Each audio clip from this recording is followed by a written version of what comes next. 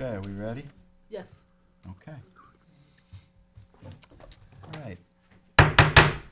Good evening. Welcome to the November 2nd, 2023 meeting of the Southampton Town Zoning Board of Appeals. This meeting is being held live and also via video conferencing in accordance with the Town Board's enactment of Local Law Number 14 of 2022, adopted on May 24th, 2022. Our next meeting and those following will be held in person here at Town Hall and will also continue to allow for remote participation. So we ask you to continually check the town's website for updates and any new information. If you wish to view tonight's live meeting only, please do not join the Zoom meeting and instead go to the town's website. With that, I'd ask that you join me for the Pledge of Allegiance. I pledge allegiance to the flag of the United States of America and to the republic for which it stands, one nation, under God, indivisible, with liberty and justice for all.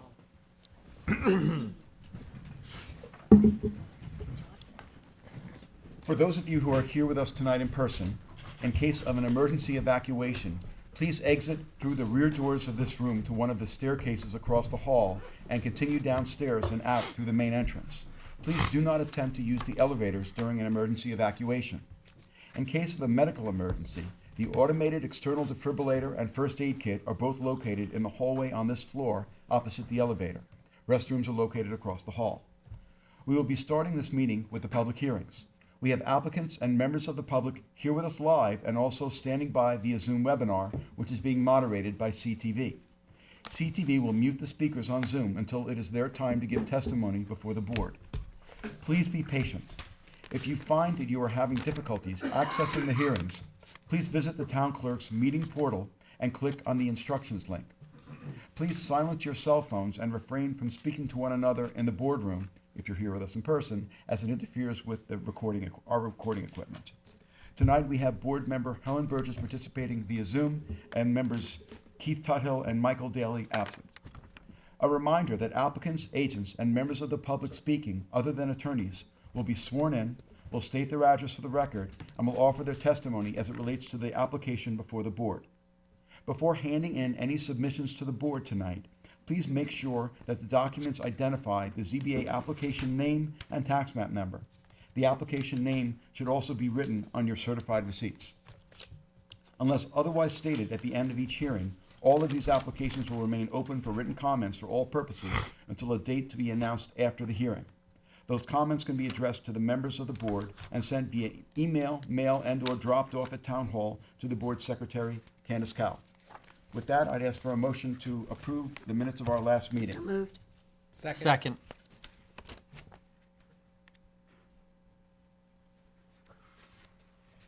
Ms. Kern. Aye. Mr. Macedonio. Aye. Mr. Leonard. Aye. Ms. Burgess. Chair votes aye. Minutes are approved.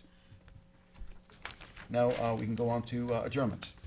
Okay, starting with case number 6, application of Henry Taboda, 33A Seabreeze Avenue, West Hampton, Suffolk County Tax Map number 900-354-4-95.2. This application will be re-advertised for the December 7th meeting. Nope. Re-add, no vote. Right, moving on to case number 8, application of Eric and Cornelia Thompson, 13 Aqua Drive, Shinnecock Hills, 900-232-3-21. Applicant requests relief from Town Code Section 330-84D Pyramid Law for a total encroachment in the amount of 1,470 cubic feet, 735 cubic feet to the east, and 735 cubic feet to the west for a proposed one-family, two-story dwelling and any other relief necessary. Board has jurisdiction. This application will be adjourned to December 7th. Do we have a second? Second. Mr. Leonard. Aye. Mr. Macedonio. Aye. Ms. Kern. Aye. Ms. Burgess. Chair votes aye. Case number 10, application of 94 Dune Road Holding Company, 94 Dune Road East, Quogue. Suffolk County Tax Map number 900-385-1-37.3. This application will be adjourned to February 15, 2024. Yes. Okay. Mr. Leonard. Aye. Mr. Macedonio. Aye. Ms. Burgess. Aye. Ms. Kern. Aye. Chair votes aye. Okay. Hold on. I make a motion to reopen the application of Simon Hallgarten and Robin Footlick to accept written submissions. Second. Mr. Leonard. Aye. Mr. Macedonio. Aye. Ms. Kern. Aye. Ms. Burgess. Chair votes aye, reopen. I move to close with a decision to be rendered later this evening. Second. All in favor? Aye. Any opposed? Second, I move to reopen the application of Francis X. Backety III and Nancy L. Backety to accept written submissions. Second. Mr. Leonard. Aye. Mr. Macedonio. Ms. Burgess. Aye. Ms. Kern. Aye. Chair votes aye, reopened. I move to close with a decision to be rendered later on this evening. Second. All in favor? Aye. Any opposed? I make a motion to reopen the application of 69 Wild Goose Lane LLC to accept written submissions. Second. Mr. Leonard. Aye. Mr. Macedonio. Aye. Ms. Kern. Aye. Ms. Burgess. Chair votes aye, reopened. And I move to close with a decision to be rendered later this evening. Second. All in favor? Aye. Any opposed? I move to reopen the application of David H. Sherwood and Michelle Beebe to accept written submissions. Second. Mr. Leonard. Aye. Mr. Macedonio. Aye. Ms. Kern. Aye. Ms. Burgess. And I had abstained on this one, so I'm just going to abstain, but it's, well, actually, no, I'm going to vote aye just for the purpose of reopening, because I don't want there to be a problem. Okay. And I move to close with the decision to be rendered later on this evening. Second. All in favor? Aye. And I abstain on that. I make a motion to reopen the application of Inter Vivos Deed of Trust of Ann S. Abel dated May 8, 2015 to accept written submissions. Second. Mr. Leonard. Aye. Mr. Macedonio. Aye. Ms. Burgess. Ms. Kern. Aye. Chair votes aye. And I move to Reopen. close with the decision to be rendered later on this evening. Second. All in favor? Aye. Any opposed? The following decisions will be adjourned to November 16th. Eric J. Belfi and Tara Belfi, Aaron Appel, Alexander Vayman, and Production Holding LLC. Second. All in favor? Aye. Any opposed? Okay, Okay. so let's go. I don't think you did this, did you? Yeah, we did. Yeah. That was right You here. did, you did. 94 Yeah, yeah. Yard. Okay. Yeah, I did that one. Okay.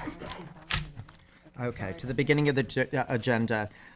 Number 1, Roberto Came, 12 Old Quag Road, Riverside. Tax map number 900-139-3-47.2. John, you don't have to read that one. That's actually a holdover. Yep. Oh, I wrote okay. that down, but you don't have to read that one. Yeah. Okay. We put it at the beginning of the agenda so that this particular applicant didn't have to wait. And I'm recused on this one, so Okay. once they come up, Okay. Okay. all yours. All ours. Yeah. Oh.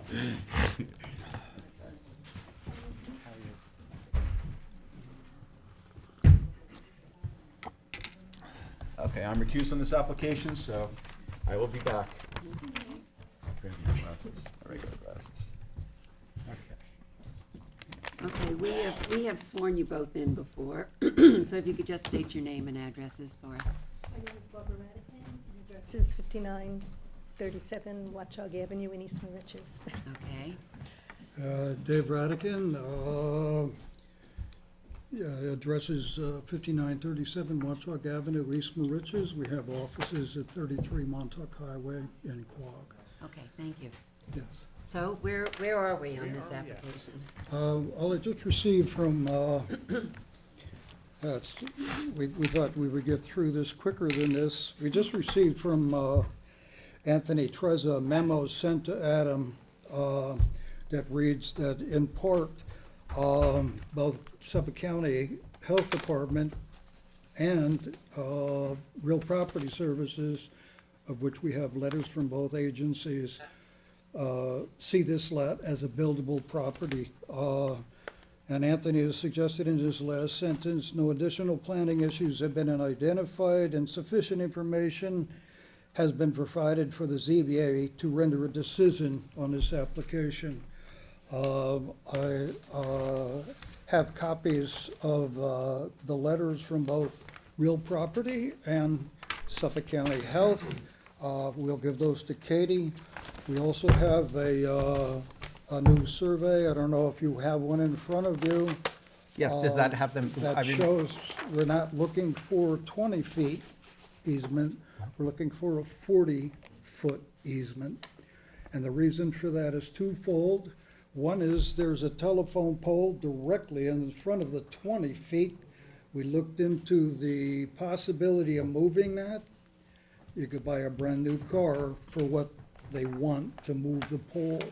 So we're expanding it. The second is that we've had the neighbors to the south that own a small two-family home have made some complaint as to, they believe that we're going to place the house right on the property line. That's not anywhere near the truth. So they're looking for us to resolve that issue. If they're here tonight, we can answer their questions. So we're looking for 40 feet, so we don't have to move a telephone pole. And we're looking to ease the neighbors' thoughts about how it is we're going to encumber their property. The other thing I'd like to bring to the board and put on record is that there is legitimate 8 by 65-foot right-of-way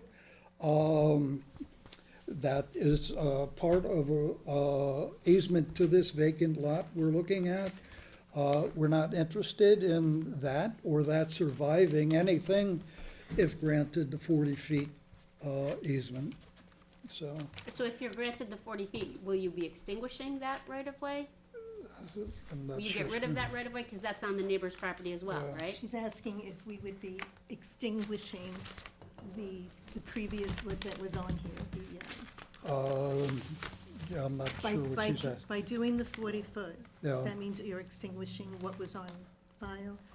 Right, well, this is the easement. Can I show you, Katie? I know what the easement is. You're familiar? I'm asking if the board gives you the variance and you establish this new one, will you get rid of the old one? Because that's an encumbrance on the neighbor's That's what we're property. looking to do. There's some confusion as to that right-of-way. The owners of the property to the south, Hines, believe that we're going to use that as part of the entry system. The Camies are not interested in that 8-foot right-of-way. Okay. So how do you That plan has- to extinguish the easement? We're gonna take that, we're gonna abandon that. Yeah, they or can probably we'll- have a lawyer draft up, Okay. the document giving it back, or, Okay, We okay, so can- you would, so that would be a condition of think so. approval? Yes, I think yeah. so, because that All way. right, so you would need to draft up a relinquishment of easement rights, Right, and we'll include that as a condition of a variance grant. Mm-hmm. And have the abandonment subject to us yeah. rendering you a decision that's favorable. Well, if we declare that they're going to abandon that, I mean, something has to be recorded. I think Katarina could draft something like that, just so that their property is whole again, right? It Right. doesn't have any, Right. Right, right. Right. One thing I do want to say, and I don't know if Mr. Hines is here, the first time we met back in July, they were concerned that this was going to be an issue. I can guarantee you that it's not an issue. The other thing is that this is an apartment dwelling. The Hines don't live here. I don't know if they've ever lived there, but we're more than willing to cooperate with them to abandon that 8-foot right-of-way, right, and make this all happen for the Camies. All right, so, Okay. Do we have copies of the survey? I don't, No, the we new didn't. survey. Survey. Is it- We just brought it I'm up. confused. When did we change it from 20 feet to 40 feet? he's just saying, right He's now. Yeah, making- right now. Right now. So it was advertised for 20 feet No, it was Is that- advertised, that they have no road frontage at all. at all. Did you? So it So was they were asking for differently- 20 where there They was were- zero. but, No, they're just, Want me to give it to you? they're asking for 0 when there's 0. When there's- They were proposing 20. Okay. We would have said taking access over a 20-foot right-of-way, now it's a 40-foot right-of-way, which is, certainly better. I mean, it's all 0 road frontage, but. Right. also, this Okay. latest survey still shows a gravel driveway. That's really hard-pressed sand, and it's overflow from the tenants that live in the property to the south. They've encumbered the property for years. The Camies have never made complaint. So we're hoping to place quite a nice large fence along there and make the trespass go away. Right. Dave, do you just have the one copy of the survey, or do you have one for the No. board? No, I No, don't you think guys so. have them? We have them for the We board. just gave them, We have, Oh, are Okay. they just part of handed it to the, us. No, I- he just handed it to Did you me. get one? to you, but we only had one copy to Katie, so you've got the only other copy. wait, we have, who needs a Oh, copy? we No, all he do. just handed them out. Oh, he I didn't. I Yeah, have I one didn't. copy. This is an old Oh, that's survey. the old one. Yeah. You have one for her. What's that? Do you have Copy one, of Bob? I don't think so. I think they've got them Here, here. we have another one. Yeah, thank you. Okay. Here, and I'll, yeah, thank You you need to so stamp much. these, Katie, or you have I them? got one. She's got one. Perfect. Make sure Mr. Grossman gets one. Here's recused. Yeah. Yeah, he can get one, but he's gonna be recused. He's recused.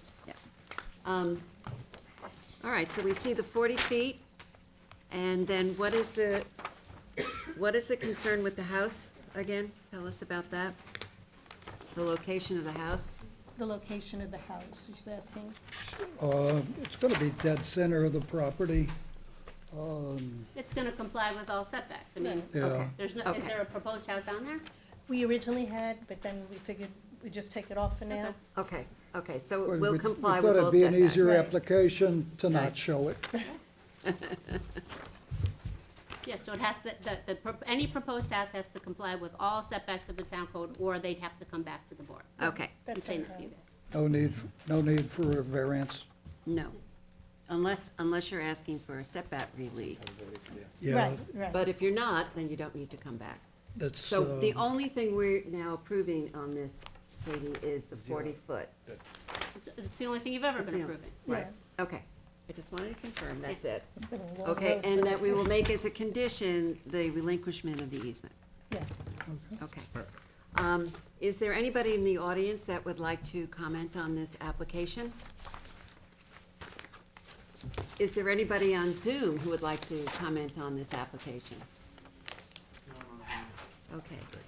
Since Keith is not here, I will Wait, hold on make. one second. So the board is also going to want, as I had mentioned to you guys before, a draft of the easement itself.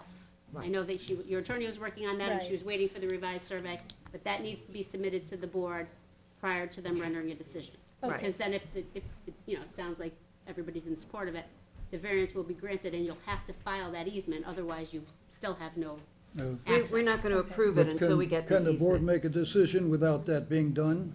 I want a draft of it. You don't have to file it yet, but we want a Yeah, draft. we They wanna want a see. draft. Yeah. Right. What's All right, that's being done as we I know. speak. I You know. got my email? So, It's in the hands of an attorney. Okay. Those things are being done as Okay. we speak. Well, before we actually vote on this application, Katie's gonna have that in hand. Okay, that's Okay. no problem. Okay, so I will make a motion to close the hearing on this application and hold it open for written submissions until November 17th, with a final decision on December 7th. December 7th. Second.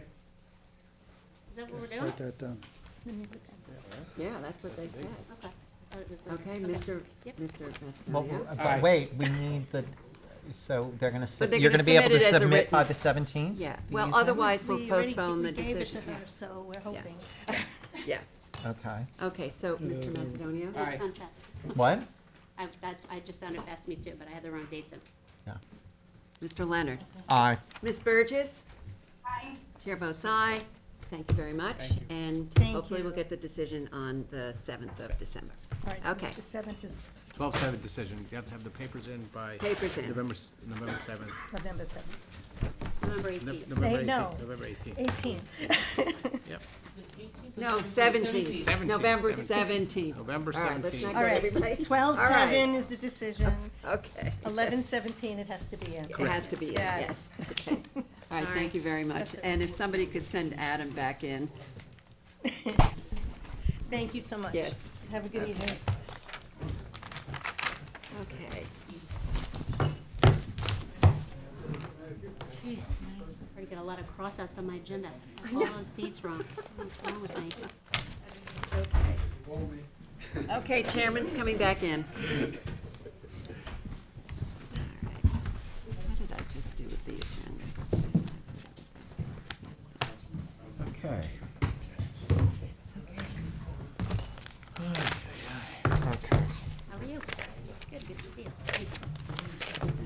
Okay, number 2 on the agenda, John and Aaron Ferguson, 450 Watermill Road, Watermill, Suffolk County Tax Map number 900-64-2-54. Applicant requests relief from Town Code Section 330-115C, continuance for a principal front yard setback from the existing 81.8 feet to 75.5 feet for a proposed covered front porch addition to an existing dwelling on a non-conforming lot and any other relief necessary. Board has jurisdiction, can you pass that to John? Good evening. Good evening, members of the board. My name is John Bennett and Reed in Southampton, and my client, John Ferguson, the co-owner of the house, is here with me this evening. Are you gonna speak? May want to swear him in. I don't Yeah. know that he'll say anything, but in case you have any Yep. questions for him, might as well. Just in case, if you're going to state your name and address for the record, please. Okay. John Ferguson, 450 Watermill Town Road, Southampton, New York, 11968. And do you swear to tell the truth, the whole truth, and nothing but the truth? I do. Okay, thank you. So, this is what's known as a through lot on Watermill Town Road. It has 2 front yards, Sunning Hill Road and Watermill Town Road. It's a 43,000 square foot lot in a R 200 zone. The development along on the front of these roads on Watermill Town Road is nothing like a 5 acre, the existing development. And I remember speaking many years ago to Dave Emilita about why, some of these areas that had these smaller lots were thrown into a 5 acre zone, and he said it's 1983, we had to get the zoning put in place, and the thought would be we'd go back and look at some of this stuff afterwards, but that never happened. So you have this lot, which has been a single and separate lot since, single and separate ownership since 1970. In 1970, it was in a C zone, which is 1,500 square feet. If this had been on a filed subdivision map, and interestingly, back in 1970, the C zone, 15,000 square feet, you could have carved it into 3 lots. But if this had been on a lot on a filed subdivision map, it would be subject to the automatic, relief. It would be a 40-foot front yard. So here we have a situation where we have an 80-foot or so front yard, non-conforming. We want to add on the front a proposed covered porch, which is a limited addition. You walk into the house now, and you walk from the elements right into the house. So there's no place even to shelter, to do the stuff that typically people do before they get into the house, at least some sort of enclosure. So we're trying to, hopefully you'll agree with us that there's a minimal impact on the neighborhood by just adding 5 feet to this already non-conforming situation. And also, and there's a garage addition which is proposed, which the property doesn't have a garage. I remember many years ago, there was a case, Gilbride versus Fernan, where the court said that's obviously a very necessary and useful aspect of a single-family residence, and that would also need about pretty much the same amount of relief. And then the proposed shed in the back at 36 feet, that's the functional backyard, obviously built-in practical difficulty, 2 front yards. And then strangely enough, this pool that has been here since 1940, for 40 years, with a certificate of occupancy granted, the chief building inspector felt uncomfortable because he didn't know how the pool got there. I mean, there's a building permit for it and there's a certificate of occupancy for it.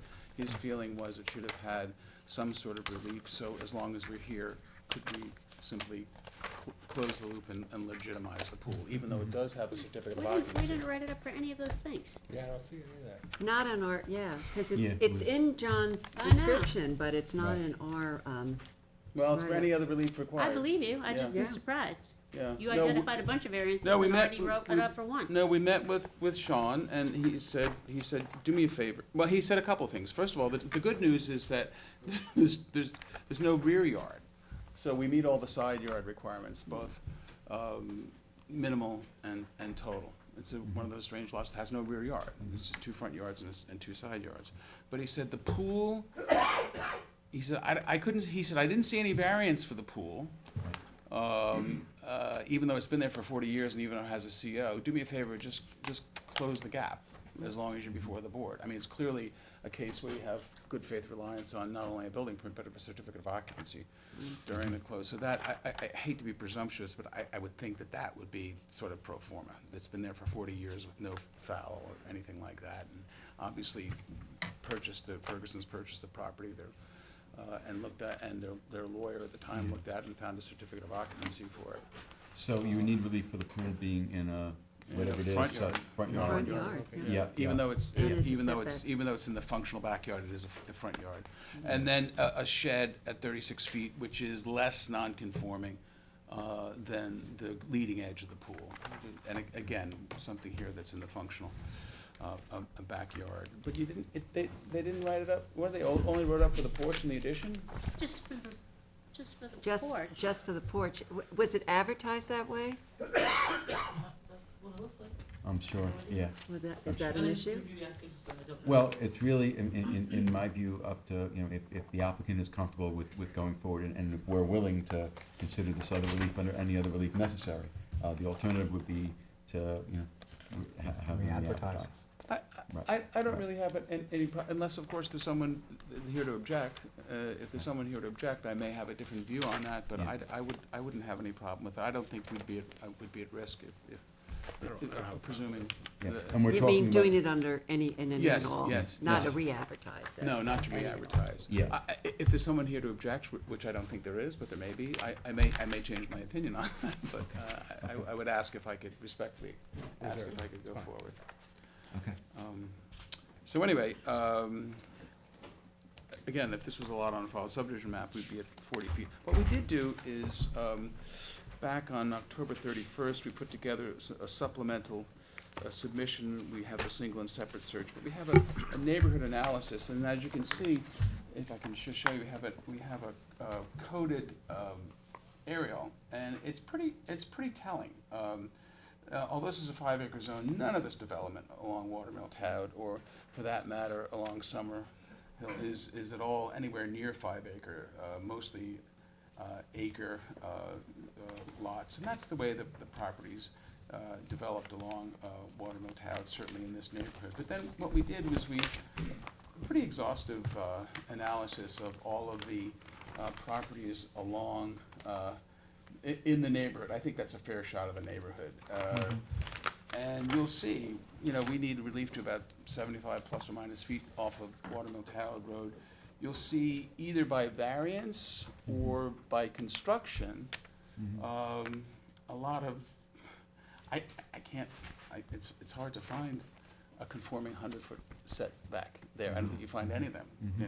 How deep is the property? 41 feet, it's 223 feet, yeah, And 180, yeah. right. So a 100-foot setback would be, Maybe I'm- nothing. yeah, that'd be pretty considerable. That's far. Yeah. 41 feet, 84 feet, Yeah, 41 yeah. feet, 41, 65, 70, 71. And look at them, we didn't cherry pick, we just laid it all out. Right. Okay. right. So, I mean, there's no And violence this to is the character of because the way neighborhood. back when it was C It was zone. C-zone. And so that was pretty much how the lots were developed, and then the zoning changed, and now, it's very difficult for them to live up to what the current setbacks are. So some of these are result from just development, pre-existing non-conforming development. Some of them result from variances, but we laid it all out there. We gave you all the variances. And I don't want to, I think actually this chart really tells the whole story in terms Yeah. of character of the neighborhood. The only thing I just wanted to mention is going back to the items that, the pool and the shed. I just want to make sure that we're covering everything. No. So I would definitely just maybe between Candace and the building department, just make sure that we're not missing anything. If there's another setback or something else that's needed, we wouldn't want to exclude something and then have to deal with it twice. And I greatly appreciate The that. pool's already CO'd, you said? Excuse me? The pool's already CO'd? The pool's been CO'd for 40 years. 1984. 1984. Yeah, we have it in the Yeah. packet. Right, right. Yeah. Yep, so. Candidly, how that happened, Who knows? Who knows? Stuff But- definitely happens. I don't, I will say that, a lot of transactional lawyers, particularly people that don't do zoning, they look at a CO and say, well, I'm good to go. And I think, there's a lot to be said about that, but certainly there's good faith reliance on not only a building permit, but the CO. And the shed, again, it's the functional backyard. I'm not getting closer to Sunning Hill Road, one of two front yards. So I don't see any undesirable change in the character of the neighborhood with any of these things. We also submitted photographs. It's very, very wooded, screening. The sense of place in the area is not gonna change by this mere, these 5 feet. What is the setback on the proposed shed? Yeah, Because 'cause it's not on the survey. It's not Yeah, on the they survey. scaled it. We can put, I can Could put you it put on it on the Yeah, survey we'll put for it on us? the survey, Thank you. absolutely. We scaled it off, and so did the building department, but. It would be helpful. should That's the only it thing I should be- saw missing. No, it should be on the survey. Yeah. Put it on the survey. We'll have Fox put it on the survey. Trying to think if there's anything else. The through lot, it's almost a textbook in the old days, practical difficulties. We have the photographs. I don't, no impact on the character of the neighborhood, type 2 action. Really, the only way to get this stuff done is by a variance. You've got 100-foot setback in the front, and it's 200-foot setbacks. It's all of a sudden this lot that was, comfortably developed prior to this CR 200 upzoning. And I've been to the property, and it's all very well screened in, which is nice. Yeah, it's very private. So again, I don't want to be at all presumptuous, but I think it sort of speaks for itself, and I think we've given you plenty of analysis from the character of the neighborhood, not only for the existing setbacks, but also some of them based upon variances. So unless there are any other questions, I don't want to belabor anything. I don't have any questions. Any questions from members of the board?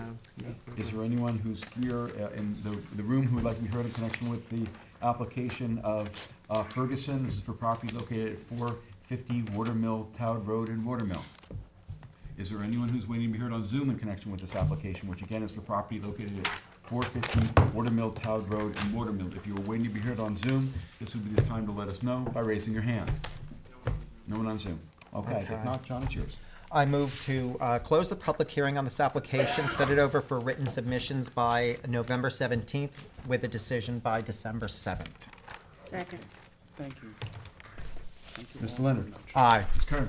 Aye. Ms. Burgess. Mr. Macedonia. Aye. Chair votes aye.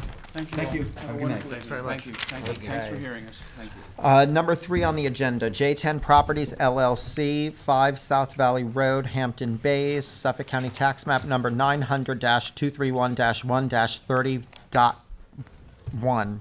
Applicant requests relief from the following provisions of the Town Code. 1, for a proposed swimming pool on a non-conforming lot, sub 1, Section 330-34 Business Districts Table of Dimensional Regulations for an accessory distance from street setback front yard from 60 feet to 43 feet from the east property line, South Valley Road, and sub 2, Section 330-76D Placement of accessory building structures and uses in all districts, and Section 330-83C Yards to allow the swimming pool to be located within the required front yard for the principal building.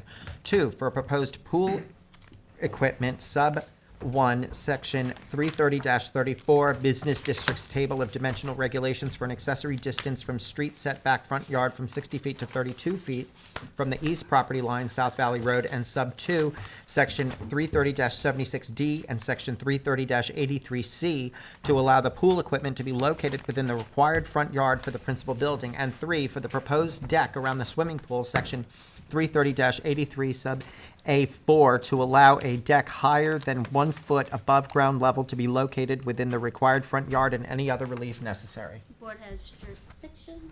Good evening. Good evening. The applicant, David Gilmartin Jr., Greenberg, Troy, 2317 Montauk Highway, Bridgehampton, New York. We're here tonight for a variance for a pool. The property is located on the corner of South Valley Road and Montauk Highway. I've given you a submission, and it shows the corner there. There's a blown-up version of it, and then I've given you a second version showing more of the neighborhood. This property is directly east of the Edgewater Restaurant. I believe Mr. Grossman and Mr. Tuttle, if you were here, would recognize this property as it had previously received a variance along with the Edgewater piece to provide parking along there to help the Edgewater parcel contain its parking on site and not onto Montauk Highway. During the time that we were doing this, the owner of the property was looking to convert this to a takeout restaurant. That application has been withdrawn, and it was right before we were about to get site plan approval for it. And the owner has decided just to keep it a single-family dwelling. It has a CO as a single-family dwelling, and he would like to put the pool in to enhance that. The property is located mostly in a motel zoning district, which is, I think it's 87.4%, and the rest of it's located in an R40 zoning district. I would note that pools are provided in the definition of accessory structures and identified as an acceptable accessory structure. Turning to the balancing test, I think the benefit's pretty clear here, that the owner will be able to have a pool on site to work as a benefit to the house that's located there. There is no detriment to the surrounding properties. In fact, this property to the east across South Valley, and you'll see it Exhibit D, has a variance for its pool. And then the property located directly north also has a variance for its pool. The pool in question here is located in a pretty strategic part of the lot, in that it's actually in front of the structure, which is away from the two structures that it could impact. And obviously, Edgewater is a sort of sister property, so they have no objection at Edgewater. The character of the neighborhood, remember, we're in a motel district, so everything to the west is commercial, and then everything to the east is residential, and the applicant here is keeping the residential use and continuing it, which I think is pretty consistent with the property to the east. So I think it's a benefit, and especially in light of the fact that they were almost at an approval for a takeout restaurant.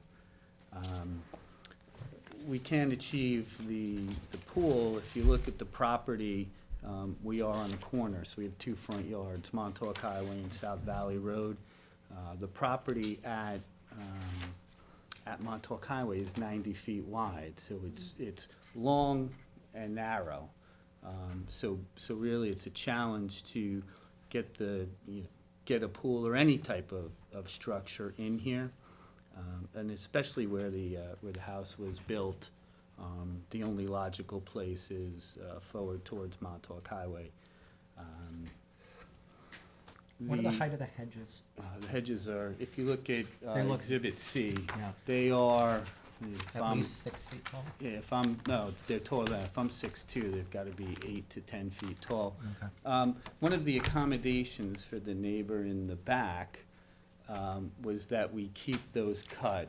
There's a close relationship between the owner of Edgewater and the subject property and the owner to the back, who keeps them at a certain level so they can maintain a water view. So I think the neighbor to the back is happy with the way it's set up, and you can't see, if you look at those Right. photographs, you can't see into that property at Exactly. all. It's there's no adverse environmental impact. It's a type 2 variance, and DEC has categorically stated they won't have a negative impact on the environment. And it's again, the two front yards and the narrowness of the lot that causes us the need to get a variance. So I wanted to ask about the prior variances on this property.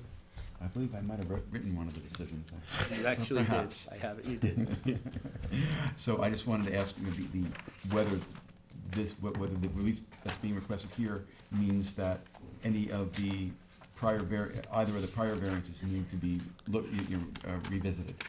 I don't believe so. I believe the plan is still to provide that parking and have it come into this site, but they don't interact at all, and there'll be significant screening between that and the proposed parking. It's the second variance, which would be, I think there are probably 10 to 12 spaces in this particular area that, on the shared line between Edgewater and this property. And then we're set back enough with the pool, and then we can screen the pool from that parking, that it shouldn't be an issue. So this is the part that was a variance, up here on the north part? Was that where the parking was permitted It's- on the property? It's on the south part, right off of Montauk Highway, so you would come in. Oh, I may be reorienting, all right, so it's like this. So this is south. That's north. That's north. North, all right, South yeah. is towards On the the other ocean, side. yeah. All right, so Yep. isn't this the parking area that I'm talking about? No. Oh, okay, Um, where is it? There's a variance if, Is it for down in this? yeah, I would say closer to Edgewater, Yeah. right, Yeah. right in here. Oh, Right, so you come in, you can park here, here, I here, see, and then- okay. And it gives enough space to come in here. Okay. And then we're set back enough, and there'll be screening that will screen. Oh, the pool. okay, all right, so this is the, okay, Yes. okay, sorry. Yeah. Yeah. I'm still confused, Ernie. Are you saying that there's still gonna be parking on this lot? There could be, again, we withdrew the site plan application for the takeout restaurant and for the expansion, You withdrew it Uh, before the planning board. for the planning board on the site plan. There is a plan to go back because there is a necessity for parking. You know, it's, I think, probably a little bit beyond this application, but by way of explanation, there's a common owner with the motel to the west of that. So if you remember, when we came in here, it was all 3 lots were under consideration with the parking. That site plan, again, was withdrawn. I don't know what's gonna happen on a going forward basis, what the plan with the Okay. 2 properties to the west But are. if the parking goes in and the pool is in, they can. They can they- coexist They can coexist. peacefully, Yeah, yeah. that's pretty much what I wanted. Yeah, to know. that was part of the Well, reason. then I think you should revise the survey to show the parking, Yeah, because it's this not board has there. granted variances for parking. And it looks to me, like the prior surveys that we had, it looks like they're not gonna peacefully coexist. No, I mean, how you, I mean, we define it by a separation between the two, so I don't know how you define how they peacefully coexist. Well, we define it based on variances are granted for a survey that shows Yeah, I this understand. parking. And then variances Yeah. are granted for a survey that shows this parking. Yeah. And now they're gonna grant a pool That would be that could be separated on, from the parking. that could be on top of the But parking. we need to be Okay, sure that right, it's yeah, we'll put separated it on. from it. We'll put it on. That's all. But, you know, right now, there's no plan to install that parking. There's a Yeah. possibility in the Well, future, what are but we'll put these, it on. what are these slots here? Are those the parking? Those are trees. No, Are no. the dots? No, the Ts right here, looks like parking spots. This- Those are the- parking spots on the Edgewater. That's on the their property. demarcation. Yeah. That's All right, Edgewater. okay. That's the property we're So talking what about you were tonight. saying is that it was gonna come over the property It's gonna line? come over the property line, correct. We need to have clarification. No, on I mean, that. I Yeah. agree. Initially, I thought when you said it was withdrawn, I thought, you know, Yeah. the whole plan was abandoned, and I was happy to hear that. Yeah, Because, you know, this board doesn't just keep layering variances, like, oh, you can have this commercial use, and then you can have this residential use, and then if and when you want to implement this prior variance, then you go back to that. That's not, I mean, Yeah, so we just have the surveyor add the We'll put it- information we'll on. put it on. And if, you know, it appears based on that both can exist, then no problem. And if Okay. there's an issue, if one of the parking spots is where the pool is proposed, then, as an example. We'll deal with it. Yeah. Yeah. Yeah, we would have to address that. Okay. Okay, so that can be in the form of a written submission. right, so just so that you clarify for me, so there was a variance already granted for parking? two. Two variances Right. granted for parking. Mhm. Yeah. So he doesn't need to come back for a variance on the parking, but he has to show it on the survey, and then we have to decide whether in fact it's gonna be a problem with the pool. We wanna make sure the pool's not sitting on the parking.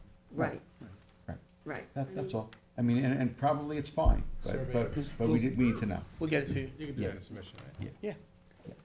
And Anthony, I guess I just want to ask Anthony then, like, assuming that both of these things are gonna be potentially coexisting, if they don't, let's pretend that David puts the parking on here and it doesn't in any way impact the pool, would the planning board need to look at that, or it's such an odd, Well, we would have to go back, I'm sorry, I didn't mean to answer for you, Okay, but but we yeah, have to you go can back answer. and get site plan approval right? The site plan application was withdrawn, so Mhm. you have what you have now, right? If we go to install, well, we can't install the parking until we get site plan approval for what the ultimate plan would be with the development of the property.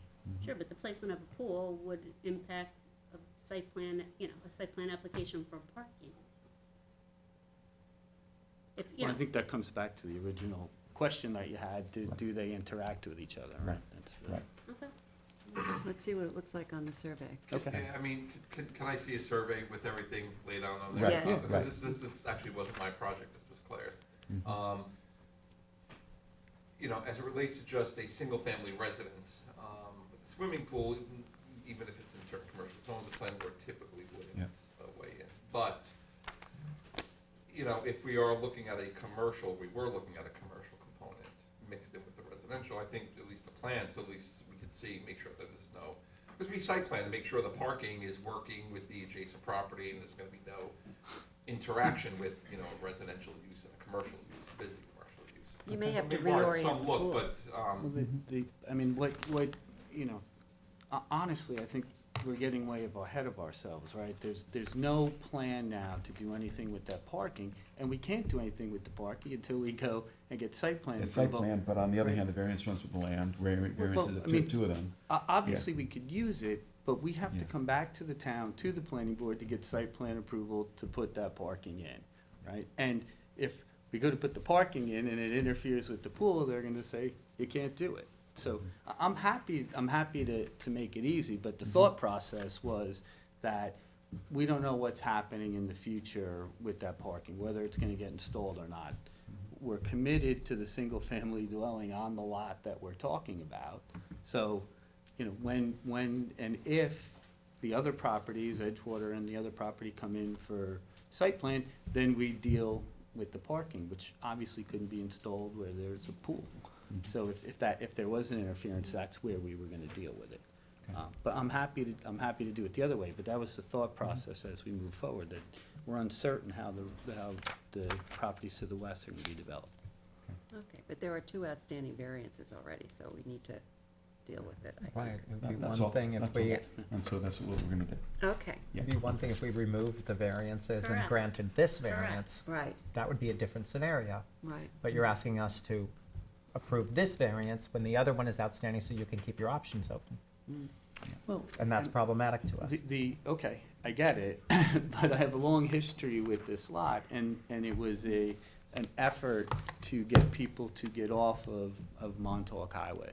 That was ultimately, I mean, we've been at this on this property for a long time, and. Well, it's a good objective. No, it's But- a laudable that's- goal. It's a That's laudable what- goal, but let's see how it impacts in terms of this Right. variance request. Yeah, okay. Have you heard from any of the neighbors? I have not. Okay, all right. Okay, any other questions? No.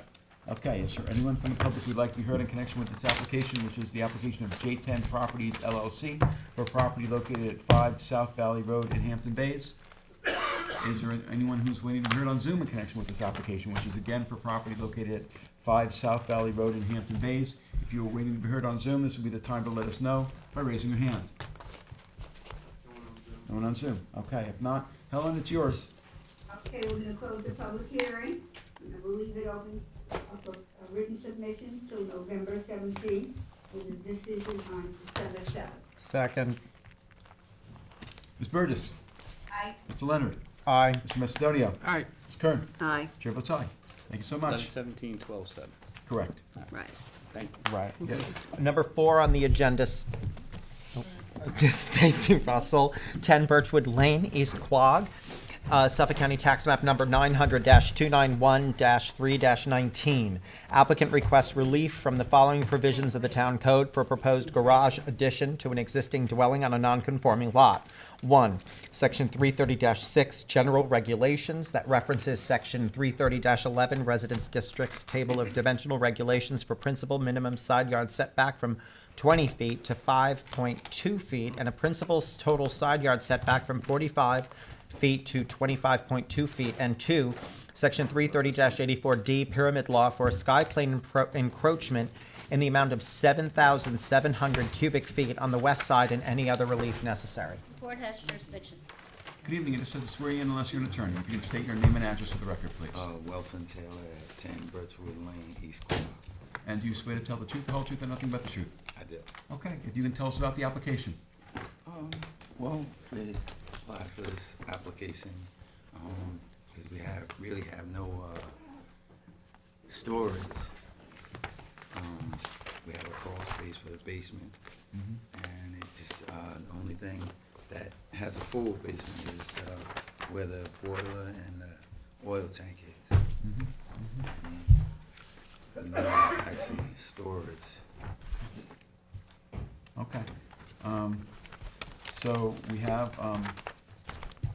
relief for principal and minimum side yard setback, 20 feet to 5.2 feet, and principal total side yard setback, 45 feet to 25.2 feet, and pyramid relief of 7,700 cubic feet on the west side. One question about pyramid relief.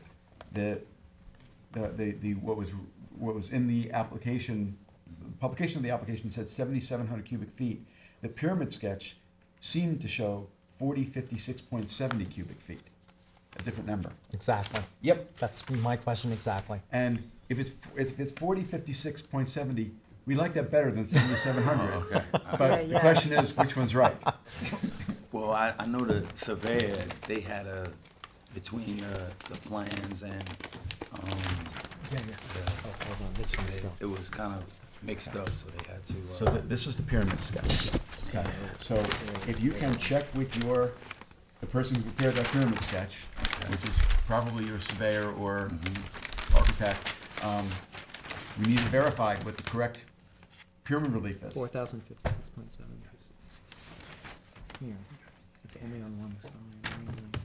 So that's the first thing. Okay. Then we also got comments from the building department, and this is what we got. This is from Arthur Gerhauser, Principal Building Inspector, and this is what he told us. One of the sheds in the rear yard is 7 feet off of the rear lot line where 10 feet is required. This shed needs to be relocated to conform or removed, or be removed. The code allows for one residential storage shed to exist without a building permit.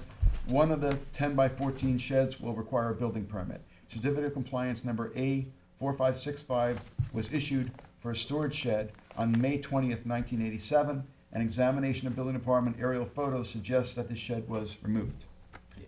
So, That shed that they're talking about, that's gonna be removed anyway. We just have that just for storage. okay, The big So one. all sheds Yeah. will be removed, is that or, correct? or just one of the. One, just the biggest one. The biggest one is Yes. gonna be removed. Okay, Do you All right. have And the other the one has a architect building with permit? you? No, I don't. Okay. And they're not gonna appear by Zoom? Not that I know. okay. So I think we need to show on the survey that the It's gonna one be- shed is gonna be, Yeah. to be removed, it's indicating that it's to be removed. If it turns out that it's 7,700 cubic feet of pyramid relief, that's a lot of pyramid relief, and I think probably that's gonna be scrutinized. But before we go too crazy about it, it would be nice to know the correct number, which we don't know tonight. But why don't we talk a little bit about it? Right. It appears to be what would be on the plans. That, I think that would be, I don't know where the 7,700 number Yeah, came that's- from. Did you put that in your application? No, I didn't. You don't recall? Candace, do you Okay. have any information on this?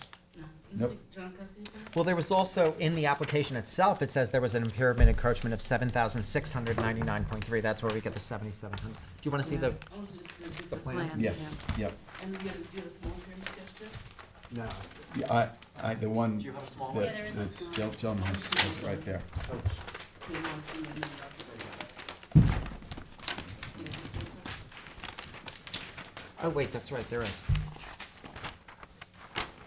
And there is a pyramid sketch in the large plans, What page is that? almost at the end, it's actually the last page. Yeah.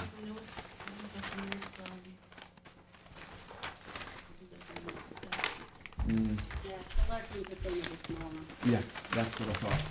Can't imagine it'd be different. So I'm just trying to see what's the last page. Yeah, it has the same, Yeah, cubic same, feet. same, it's the same thing, the same Right. thing. So 4056 is better, but it's still a decent Still amount of high, relief. it's still high. So, presuming that it's 4056, I suspect that we're still gonna wanna see what can be done to bring that number down. Okay. Which probably would require going to the person who designed, who's working for you, who designed the house, to figure out what the options are. Sometimes they can change the way in which the roof is designed. Sometimes it has to do with the floors, the floor heights. And so often we'll ask what are the ceiling heights in each floor, and if the ceiling heights are on the high side, sometimes we will ask whether it's possible to reduce the healing site to reduce the pyramid relief. Okay. So, Right. it sounds to me like. Well, they're you're gonna- adding on the garage. Yeah, it sounds And to me like that's you're probably gonna creates the need to come pyramid. back. Just to kind of go over this with the people you're working with on the design, to figure out. And it's not that we aren't willing to grant pyramid relief, it's just the number. We generally, if it's more than 2,500 cubic feet of pyramid relief, we're gonna, ask people these kinds of questions, and we do it fairly uniformly at this point.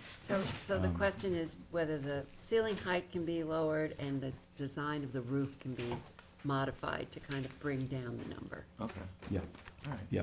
And then if it's brought down, how much it's brought down, and then you'd come back and just tell us, well, at this point, we're at this number, and. Well, it appears Yeah. that the pyramid relief is brought on by the fact that you are expanding to one side. Right. And so that creates, so you're encroaching the pyramid line. Because you're going Because close you're to the moving. property line. Yeah, that's- so close to the property line, if there's any other way to deal with that. In fact, it's a very narrow, you're really asking for a lot of setback relief as well because of this garage. I mean, you've got a big backyard, I don't know, I mean, What's the width of the lot, do you know? Off the top? 101 feet. It's 101. Yeah, small. It's a Yeah. narrow lot, there's small. no question. a narrow And lot. And the residence is not quite centered on the property, but it's close to being centered. Close. But obviously, the It makes the the garage setback. addition is very, very close to the property line. So you're 5.2 feet from the property line. Of course, you're gonna have an issue with pyramid. Yeah, yeah, Yeah. yeah, for sure. Yeah. Have you heard from your neighbors? No, I haven't heard anything. One neighbor called, they was in agreement with it. I think one that we sent the letter Right, to, right. left a message. Thank you. But I haven't heard from any other. You haven't heard from the one that's gonna be mostly affected? The one on Right next your door. west? But they just bought that house and they're only here weekends, but I haven't heard Okay. anything Well, from them. I have to, mention as well, when it comes to, structures close to property lines, if it's a garage, if it's something where people aren't gonna be living there, it's generally not gonna have as much of an impact as opposed to part of the house. I mean, and maybe this is just for storage, but it's gonna be, it's a garage. And actually, maybe you can tell us what you're gonna be using the garage for. Whoa, just for storage, Just for basically. storage. I mean, Yeah. we have no storage. Yeah. Okay. Like I said. Do you have any plantings on your property line? No, it's just they have the, A fence? yeah, it's just a fence there, and that's basically it. Yeah. Mhm. So, And then they just put that fence in the back on the neighbors. yeah, yeah. So it's not that we're not willing to grant variance relief, it's the question is the amount. So I think, unless any of the board members see differently, I think that we'd just like you to see what can be done to reduce the relief. What's the real relief? Is it what's on the plans or is it in the, what's Well, advertised? on the 77? plans is 4056.70, so Yeah, even that's though what it was we're saying. advertised as 7,700, Where does that come from? The We pyra- don't know. we don't know. Well, it was written on the application, It was, 7,699.3. that's where it came from, yeah. So that's where it came from. Yeah, But And, it's, it may have also been, I think, the plans were redone to do it from average natural grade, so the application may not have been changed. Ah, I That's see. gonna be my guess, I know we Okay. went back and Yeah, forth with the yeah. plans a couple of times, yeah, so. but certainly 4,056 is much better than 7,700. but it looks like the dormer, there's a garage cubic foot, and there's a garage front dormer that adds 414. Yeah, but that's only 414, that's No, I not know, but it takes it terrible. down to under 4,000. If you got rid of the dormer. Yep. Yeah. So, but we're not Just gonna, we're gonna not basically gonna- leave it to you to yeah. figure out what you're, you know, if you're willing to, So- and you have to get to 4 out of the 7 board members, so, So yeah. you, so what you're saying, the dormer that's in the front of the house, if you take that off, that would, It seems like there's 414 cubic feet associated with that. And that would drop it into The about 3,000s. about 3,700. Yeah. 3,700. And it might. Anyhow, it's just, you know, you should look at it and see what you can come up with, and, you know, I guess we're gonna ask you to come back, so. Yeah. Right, and I think something also to think about is the fact that we are, you know, having a setback of 5 feet. That is Yep, problematic to me, because of its Yeah. effect on right.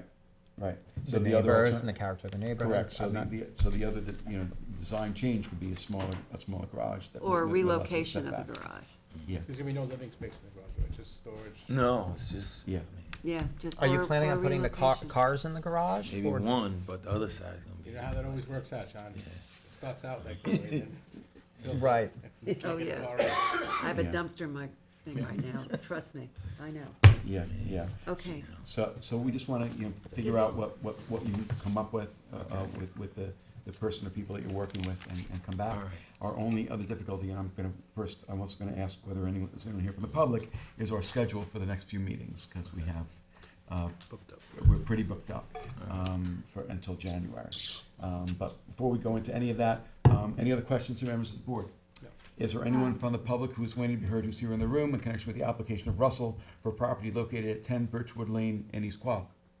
Is there anyone who's waiting to be heard on Zoom in connection with this application, which again is for property located at 10 Birchwood Lane in East Quogue? If you are waiting to be heard on Zoom, this would be the time to let us know by raising your hand.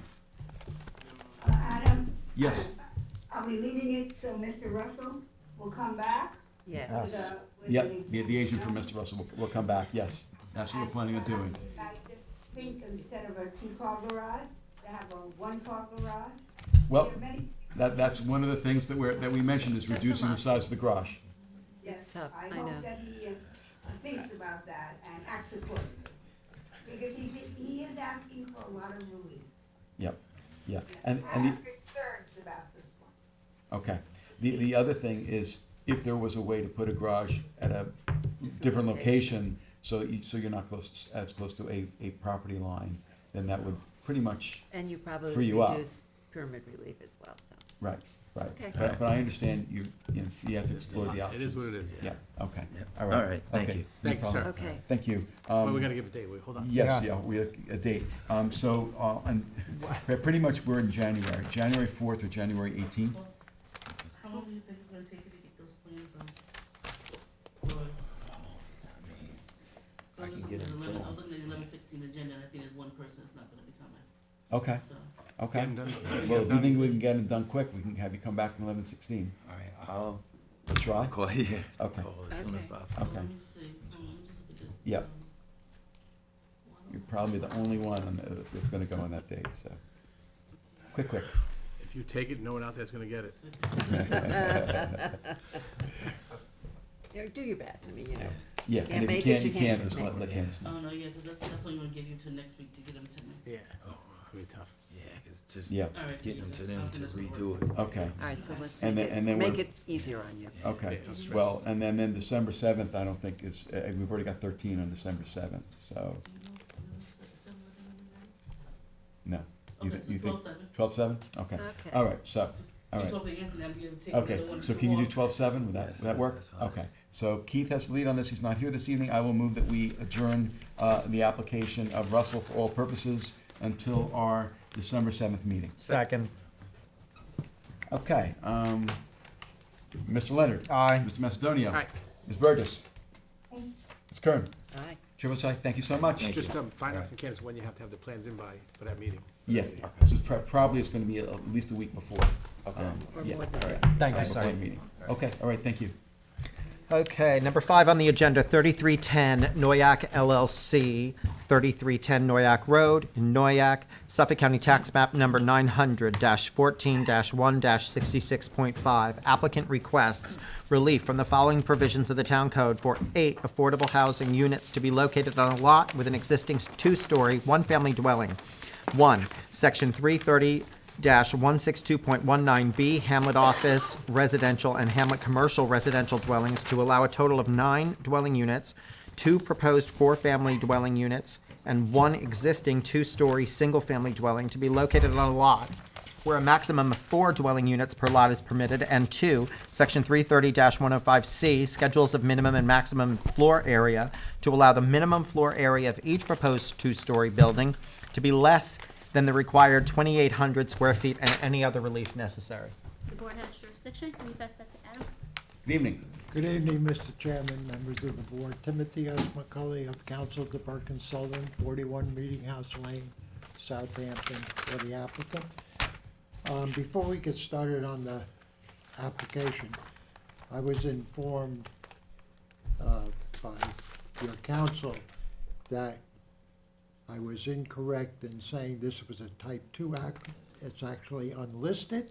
Yep. So under the regulations for SEQA, Okay. I'm required to do short form, EAF. Yep. Of course, the board or the people that they work with could request a full EAF if this is not sufficient for you to make a determination. So I have a copy for everybody. Okay.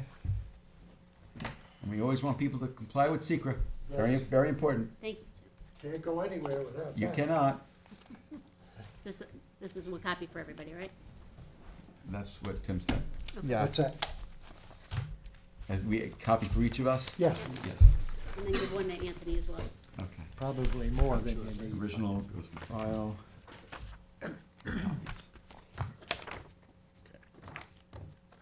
So then we should probably, who else is involved in this? Planning board and Suffolk County Department of Health? Okay, yes, planning board, Okay. Suffolk County Health Department, Mhm. and I think that's it. Oh, well, this board and the building department. Okay. So we can coordinate with the planning board, Suffolk County Health Department. Planning board has already seen this application, and they Okay. approved the pre-application report. Okay, but we'll coordinate But secret with them. pardon me? We'll coordinate secret with them as well, is what I'm Which we saying. have, Yeah. which we have to do. Yeah, Awesome. Thank you. yeah. I wasn't involved in the site plan application, so I'm not sure. Okay. In any event, this property is located at 3310 Noyak Road in Sag Harbor. The neighborhood is mixed. It's got residences, commercial establishments, including Hamlet Commercial, Hamlet Office, Village Business, Resort Waterfront Business. Subject property is on Hamlet Commercial. It contains approximately 108,000 square feet. It's improved with a pre-existing one-family residence, pool, and a garage, which is served by a driveway off of Noyak Road. It's rectangular in shape with a frontage on Noyak Road of 201 feet and frontage on Berkshire Drive of approximately 476 feet. What the applicant is proposing here is to keep the existing residence and build two 2-story, 2,500 square foot buildings, each containing 4 apartments. They'll be serviced by an improved driveway that already exists, so there'll be one curb cut onto Noyak Road, and there's not gonna be a bunch of curb cuts. And as I said before, the site plan pre-app has been approved. My understanding, anyway, I wasn't involved. It's the intention of the applicant to enter into an affordable restrictive covenant to limit the occupancy of these apartments to qualifying households under section 216.2 of the code, which requires that anyone occupying the apartment would have to meet income eligibility standards. So the concept here is to have 8 apartments that are affordable. Now, and what we did first was we had the Rayner Group design the low nitrogen sanitary system for the entire complex, which was required.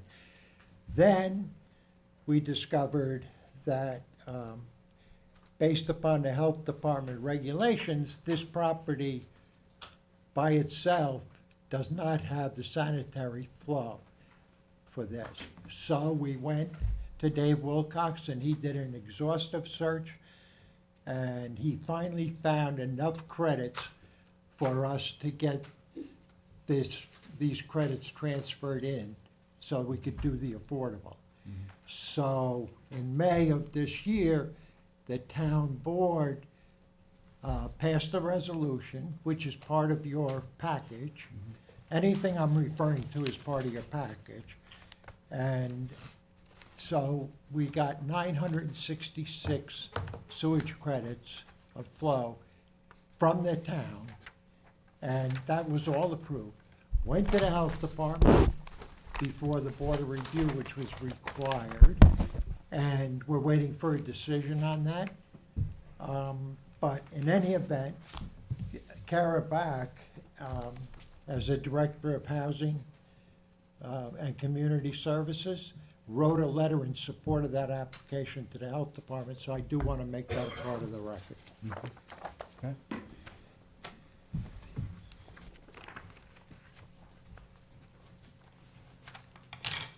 Thank you.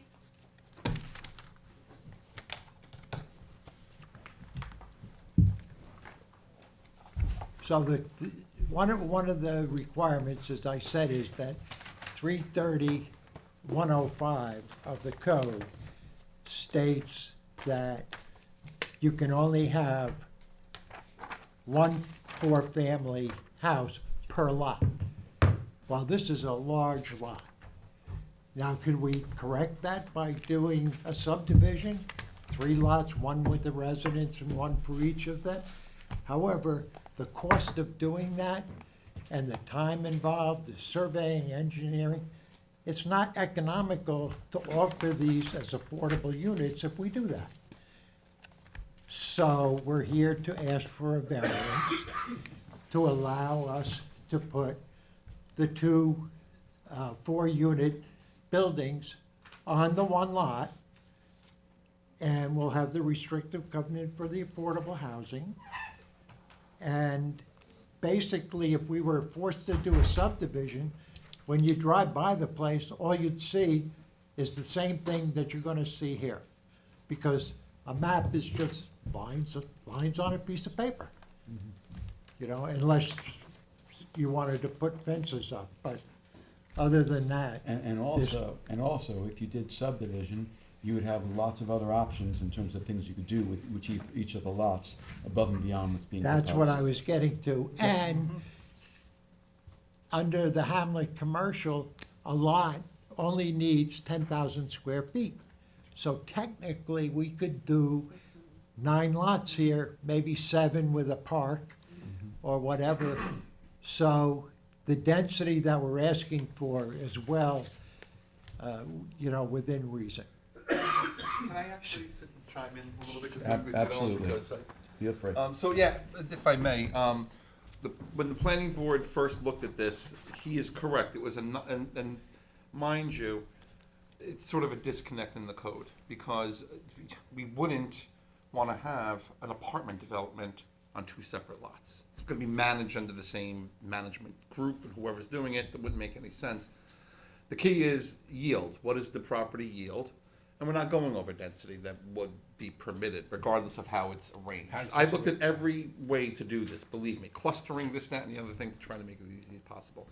The original plan looked at by the planning board was actually for 13 units. It was a density incentive subdivision or plan with a 9-lot, and then under the provisions of density incentive to provide, you get 50% more, and then you have to provide, in that case, it was a total of 2 lots affordable. Subsequent to that, they've decreased the density, had some health department issues, For the record, the health department doesn't acknowledge density incentives or the state regulations for density incentives. They operate based on what their code says. So they reduced the density from the 13 to the 8, and they're making it all affordable. So the plan that the planning board saw was a little bit different, but it was more density and fewer affordable units. Now this is, all workforce housing development. So I think that this is a better plan than what we had previously. And like I said, consistent with the density that would be permitted. In that zoning district, you're allowed a single-family residence per 10,000 square feet. So in this case, we're getting the 8 units in accordance with the density. All workforce? All workforce. All affordable. And, and then town has we specifically maintain sanitary flow credits For this. situation. So I just wanted to put that out there. What I would suggest is, because we do have to do the secret, because we just did a pre-submission, I think the planning board will do it. We're gonna refer this to the planning board. We'll do the lead agency coordination, and the planning board should chime in a little bit on the plan. Well, if they- wait. The problem with this is that I'm looking for a decision here, so I can go back to the planning board. They can't make a decision unless there's a secret, right? Well, Nobody we can can't make make a a decision unless it's secret. Exactly. Yes. So that, you should be the lead. This always puts me in the awkward position. So my perspective on who takes lead agency in secret depends on, in my view, where the lion's share of what is being requested comes from. Okay, well, then I'll withdraw that, and you work it out Yeah. between you and let me know. Yeah, because I what mean, you're doing. it's gonna be, I think, a little bit above, because you're Yeah. gonna need site plan. Yep. Yeah. But they've already Yeah. looked at Yeah. the site plan, so Yeah. Should be quick. it's Yeah. chicken and the egg. I'll take whatever you decide. Okay. That, Yeah. well, I have to. I mean, basically, the same planning staff is gonna be reviewing Yeah. this application, whether we take the lead or planning board takes the lead. Oh, I know. Yeah. Okay, Yeah, I'm so it just shouldn't- trying it to shouldn't determine, delay it if it's, but planning if board I says. go to the planning board and I don't have a zoning board of appeals decision, what's gonna happen? Well, planning board, we can do secret without an application to us. Okay, Right.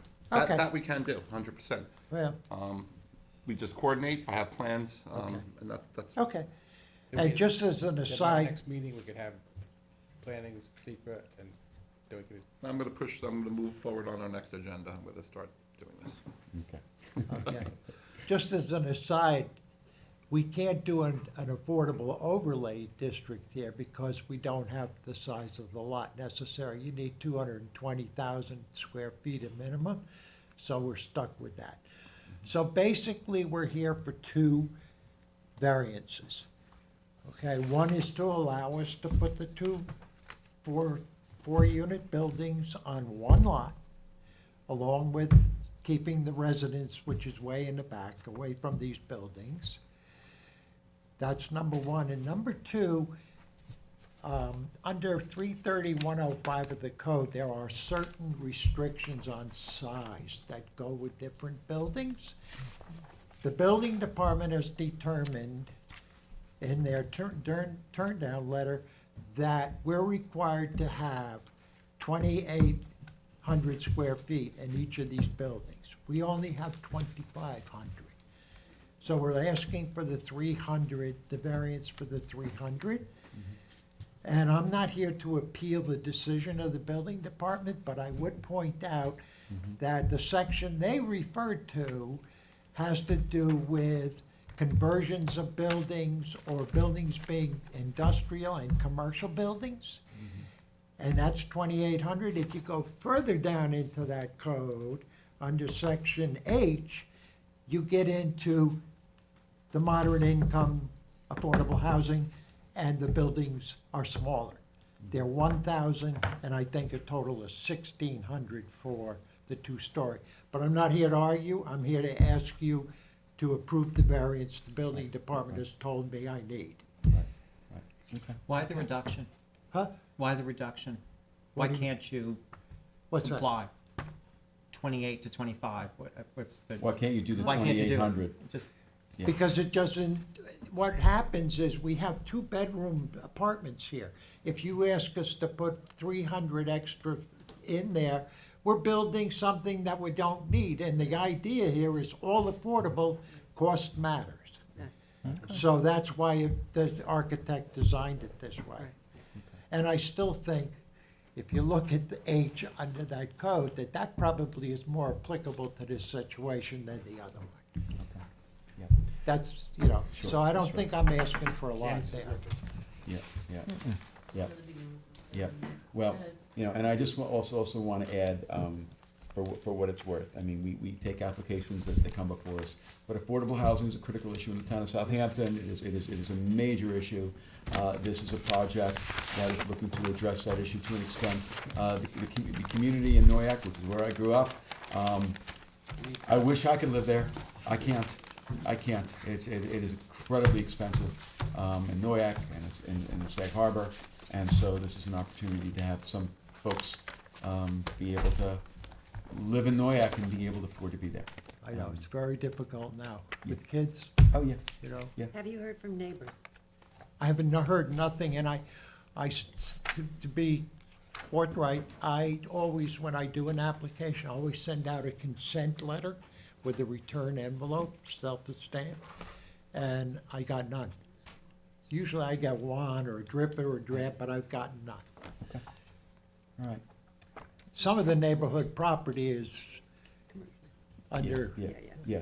So because this is the secret process, this is all gonna be left open and you're gonna be coming back. I am? I think so, Why? yeah.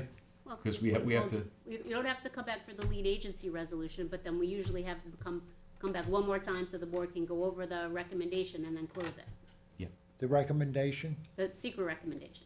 Oh, So like in 30 days, we have to put on our lead agency resolution, okay. which you don't have to come back for. You know I'm trying to retire, don't you?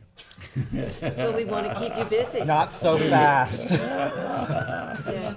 Too bad. You can Zoom it. You can Zoom it from Florida. Huh? You can Zoom from Florida. Yeah, you'll do it on Zoom. That'll go Zoom over. from Noyak. Okay, Tim, Well- I will get on top of the secret for you first thing tomorrow. Yeah. okay. But it's a process that that we have to go through, and it protects the applicant, to do So everything it's correctly. unlisted, so it has to have a 30-day period, right? Or not? Yes. Well, because we're gonna coordinate with the planning board, so the Okay. planning board could just do the secret on this. Yeah, because you're the only interested agencies, right? That and the health department, Well, the never- health department's Got a reviewing pending it now, application. and they don't do secret. No, they don't. So they're gonna wait for you. Yeah, for sure. Yep, so that's all, so we just have to go through that Okay. process, and, So let's do it faster. Whatever day we can get. Candace? okay, well, as it is, our agenda's another story in terms of when we can have you come back, because, and also I wanna see if there's anyone from the public, but we're really not available until January, yeah. But we can do the We lead can do lead agency. agency, that's no That's problem, but gonna- in terms we of can when do you come that back. quickly. I mean, the lead agency is not gonna be for at least 30 days, and, Okay. it was the first meeting in December. We don't have, any public hearings in the second meeting in December, so it looks like we're gonna have you give up. come back in January. Okay, Yeah, I give up. January 4th. Let's see, yeah, January 4th, I think, well, I don't know if that Well, date is. let's see if anybody's Let's see here. if anybody's here. Okay, so, well, any other questions, members of the board? Is there anyone from the public who's in the boardroom this evening who would like to be heard in connection with the application of 3310 Noyak Road LLC? This is for property located at 3010 Noyak Road in Sag Harbor. Is there anyone who is waiting to be heard on Zoom in connection with this application, which is again for property located at 3010 Noyak Road in Sag Harbor? If you are waiting to be heard on Zoom, this would be the time to let us know by raising your hand. No one on Zoom? Okay, January 4th it is. Okay, so Anthony can do the coordination letters tomorrow, we can send out, we can coordinate next Monday. We can put it on our agenda for December 7th for the lead agency, no testimony. And then we'll come back on January 4th, discuss the secret recommendation, and then close it. Okay. Okay. And then it'll be open Decision for probably in February. comments after that. Yeah, So we're looking at the end of January. Sure. Well, Yeah, Well- I mean, let's see Well, what kind of comments we get. let me see what I can do on my end. to Yeah. help. Okay. Yeah, All okay, right. Well, we don't have a decision from the health department yet anyway, so, okay, You okay. know. All right, so all in the works. okay, very good. So as Katie indicated, we're keeping the public hearing open for all purposes. We will have it a secret determination at our. Lead agency. Lead agency determination on December 7th, and the hearing will be kept open until our January 4th, 2024 meeting. Correct. Second. Mr. Leonard? Aye. Ms. Kern? Aye. Ms. Burtis? Mr. Macedonio? All right. Chair votes aye. Okay. Thank you so for much. your time. Have a good night. Take care. Okay, number 7 on the agenda, Florence Goldsmith, 5 Windermere Close, Hampton Bays, Suffolk County Tax Map number 900-322-4-1.3. Applicant requests relief from Town Code Section 330-6, General Regulations that references Section 330-11, Residence Districts Table of Dimensional Regulations for a principal total side yard setback from 60 feet to 39.8 feet and a principal minimum side yard setback from 20 feet to 12.8 feet for an attached garage, an attached gazebo, and a living area addition to an existing dwelling and any other relief necessary. The board has jurisdiction. Where'd everybody go? Bob, I said use the bathroom. He'll be right back. Hold on 1 second, 1 second. Yes, no problem. We'll stop when we get down there. Yep, that, it's all the way down, I guess it's the Helen's, Helen's file. Yep. Okay, so Daphne, just have to swear you in. You can state your name and address, please. Daphne Vaughn, Surfside Environmental Planning, 225 Montauk Highway, Mauritius, New York. And do you swear to tell the truth, the whole truth, and nothing but the truth? I do. Okay, you can tell us about the application. Okay, so the subject property is located in R40 zoning district and is conforming to that zone at 48,577 square feet. The lot is also known as Lot 3 of the subdivision map of Windermere that was filed in August of 1980 with the Suffolk County Clerk. The property currently contains an existing partial 2-story residence with associated decks, patio, swimming pool, and hot tub, and benefits from multiple certificates. It has a CO from 1985 for the residence deck and swimming pool, a certificate of compliance from 1989 for the associated pool decking, another certificate of compliance from 1996 for a Florida room addition, and another certificate from 2017 for the hot tub.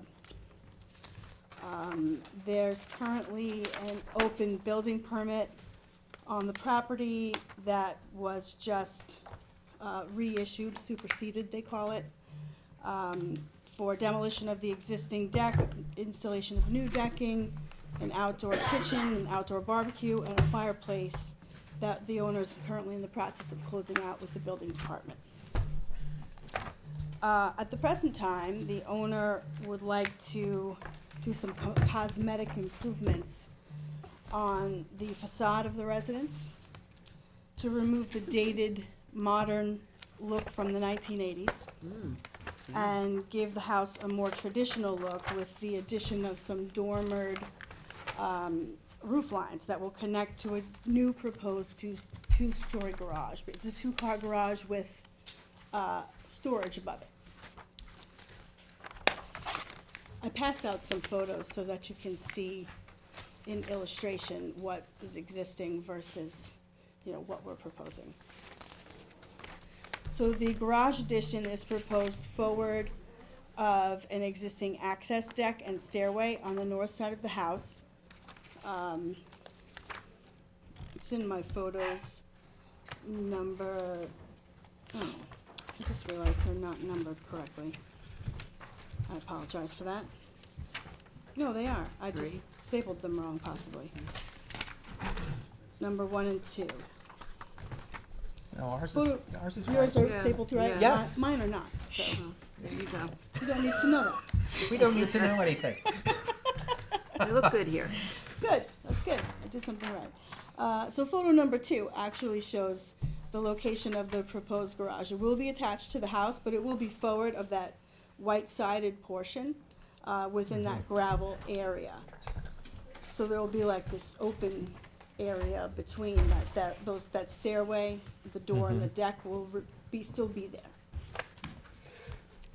So the proposed garage will be located in the side yard at a setback of 12.8 feet from the northern lot line where 20 feet is required. So we'll need a setback variance from section 330-11 in the amount of 7.2 feet.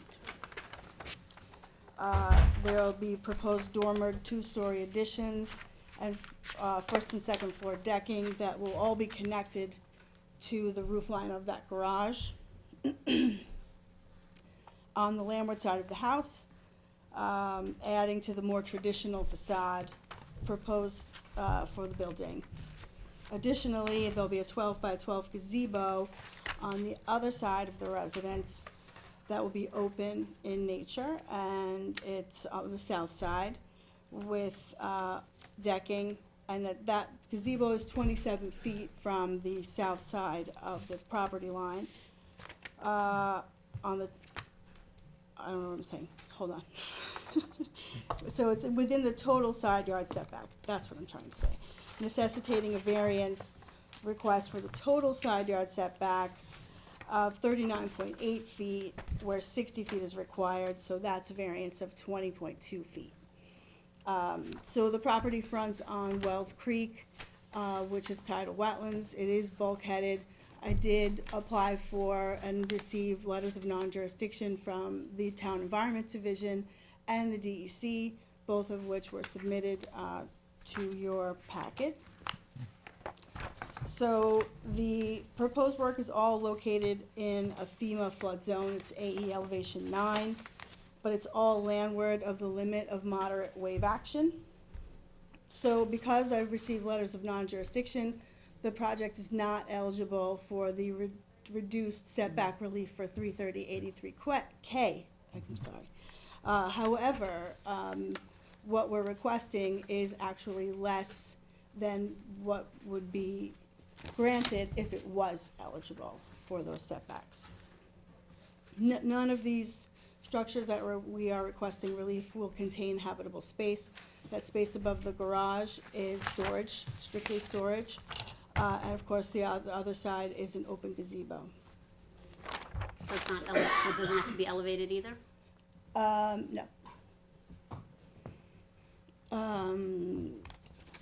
There is no garage on the property at present.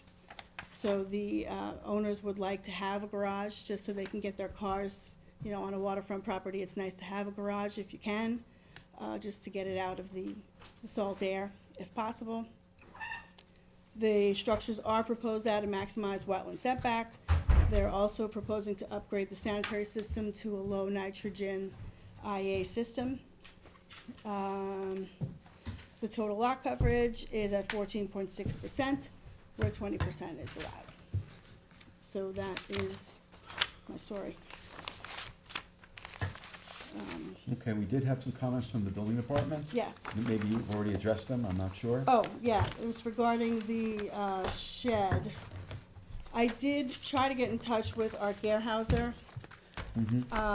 We did put together a sketch of a new shed location, Okay. which I can submit to you guys. Sure. I'm trying to get Art to just tell me that this is okay.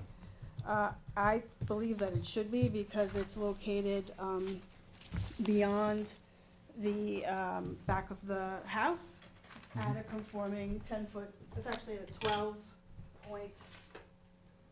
12.9-foot setback from the side lot line. Okay. So it should be okay. But I just need him to confirm that. Also, oh, go ahead. Go ahead. Oh, obviously, if and when he confirms it, you can revise the survey to put Yes. it on there.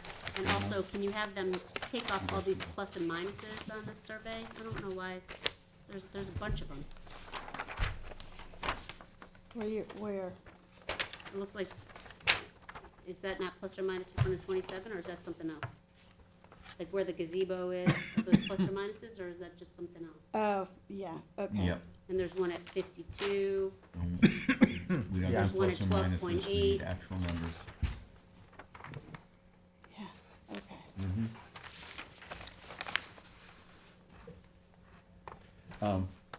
But besides that, I guess the only, thought that I had is if any of the neighbors are gonna be concerned about the setbacks.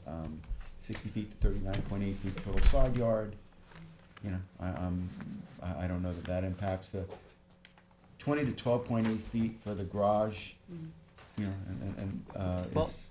Yeah, that concerns me, and now looking at these photos that you brought in, it doesn't appear that there's any screening to the north.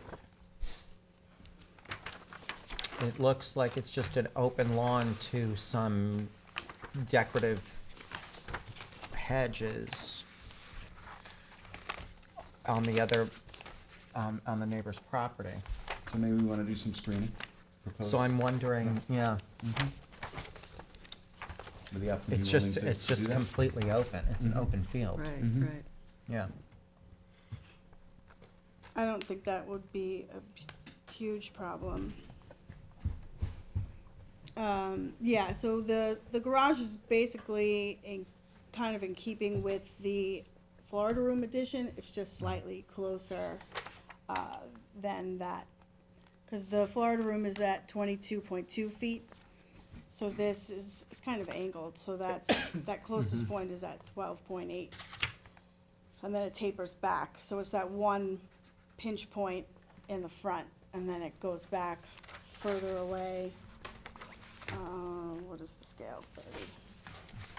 Oh my goodness. So it does go further back, Yeah. closer, it's about 17 feet on the back. Is this a two-car garage? Yes. Bless you. Thank you. So some screening in that area by where the measurement is across from tax lot 1.4, I think probably would make some sense. I'm not sure whether any of the neighbors are, you know, are here or on Zoom. You are, okay, good. But that's, you know, I think one thing that might be helpful, but we'll see what the neighbor has to say as well, so, okay. Any other questions? Well, if you wanna, yep, we just need to get you to a microphone. Here. You can go to the podium, or you could come sit here. Well, she's in a wheelchair. That's So, okay. Oh, no, she said that the lady with her is gonna speak for her. oh, okay, That's okay. okay, that's fine. Yeah. Do you want us to both swear in?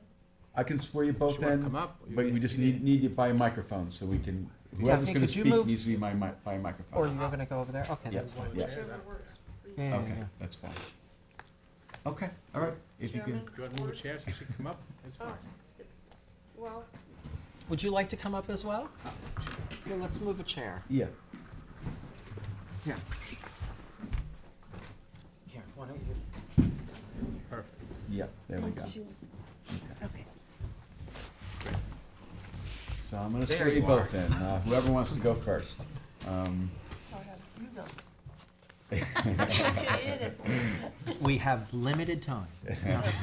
Okay, if you can state your name and address for the record. Deborah Smith, 3220 Navy Drive, Oak Hill, Virginia. And do you swear to tell the truth, the whole truth, and nothing but the truth? Yes, sir. Okay, and ma'am, your name and address. Alice Tiedemann, 3 Windermere Close, Hampton Bays, New York. And do you swear to tell the truth, the whole truth, and nothing but the truth? I do. Okay, so I'm gonna have you, either of you, say whatever you, tell us whatever you'd like to tell us. But Alice, what was Alice's last name? Alice Tiedemann. Tiedemann.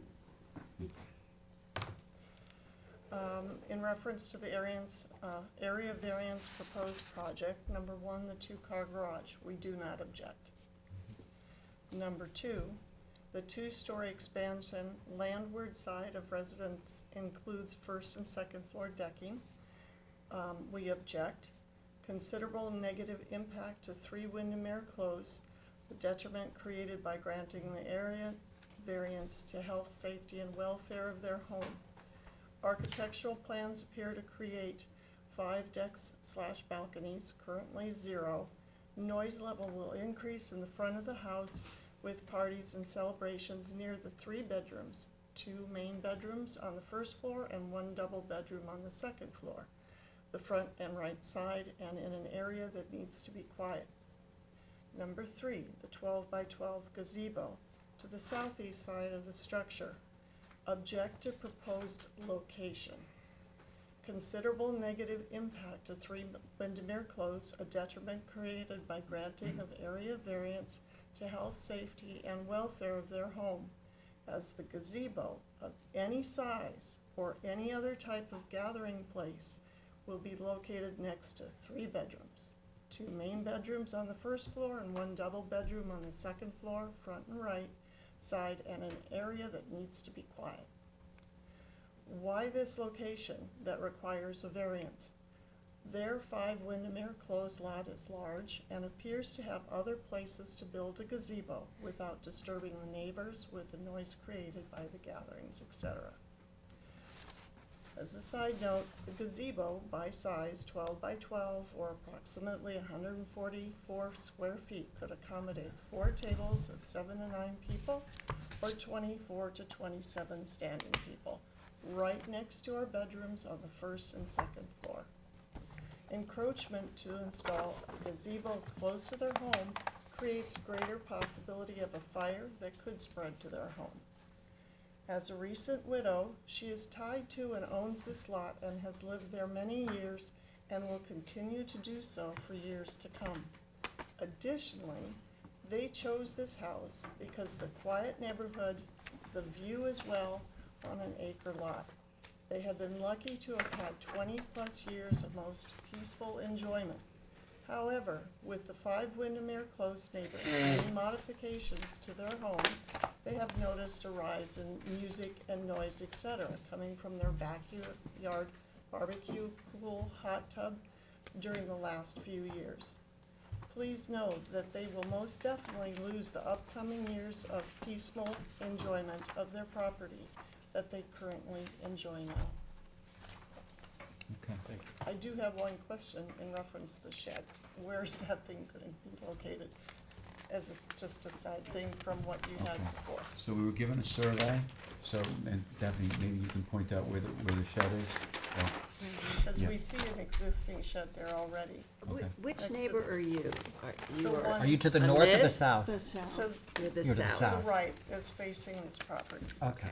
Okay, I believe so, yeah, yeah. So by the gazebo or Okay. the garage? The So shed you're- is so you're right By the by the gazebo. front. Right You're smack here. next to the gazebo. Okay, right. Okay, That's where do the you have any bedrooms are. screening between the two properties There are at some the trees moment? there, or Some, but what is, evergreens.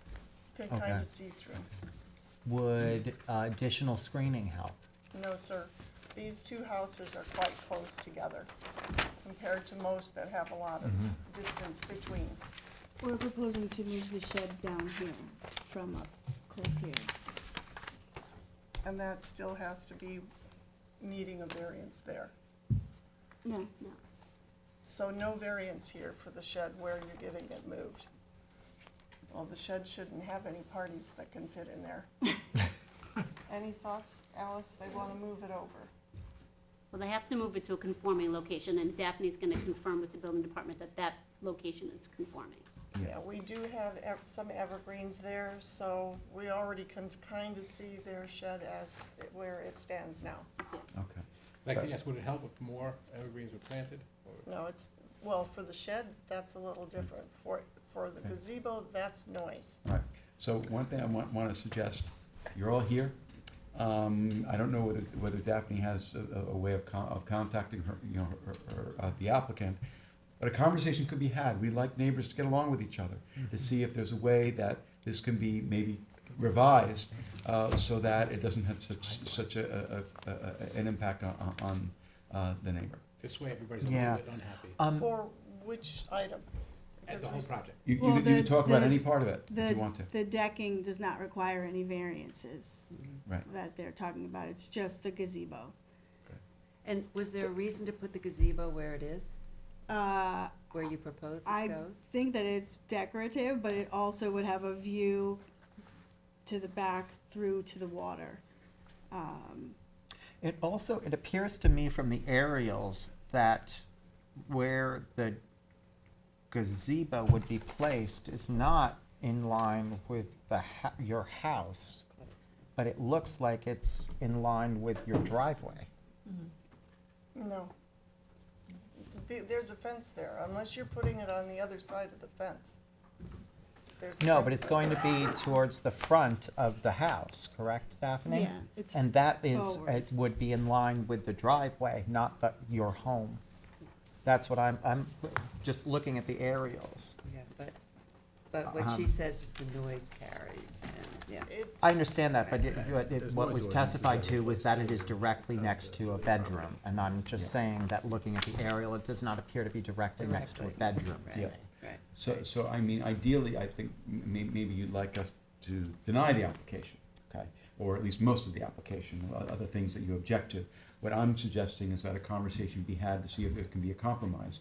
The options are either, unless the applicant wants to change the application, the applicant can leave it as is, and then we decide on it as is, including considering your concerns. The other alternative would be for a conversation to be had to see if an agreement can be reached, rather than rolling the dice as to what we're gonna do. We haven't even met them.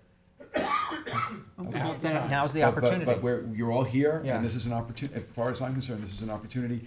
Like I said before, we encourage neighbors to get along with each other. We don't want there to be hard feelings between neighbors. Right. And maybe there can be a way to explore options that might significantly minimize Yeah. the impacts that you're concerned about. I don't, Given the location, I would be more comfortable for denser screening on that side as well. Can I see your area? So I'm just looking at this aerial, and as you can see, it appears to me that probably around here, if that's the front southern portion of the home. Yeah. Where the gazebo would be placed.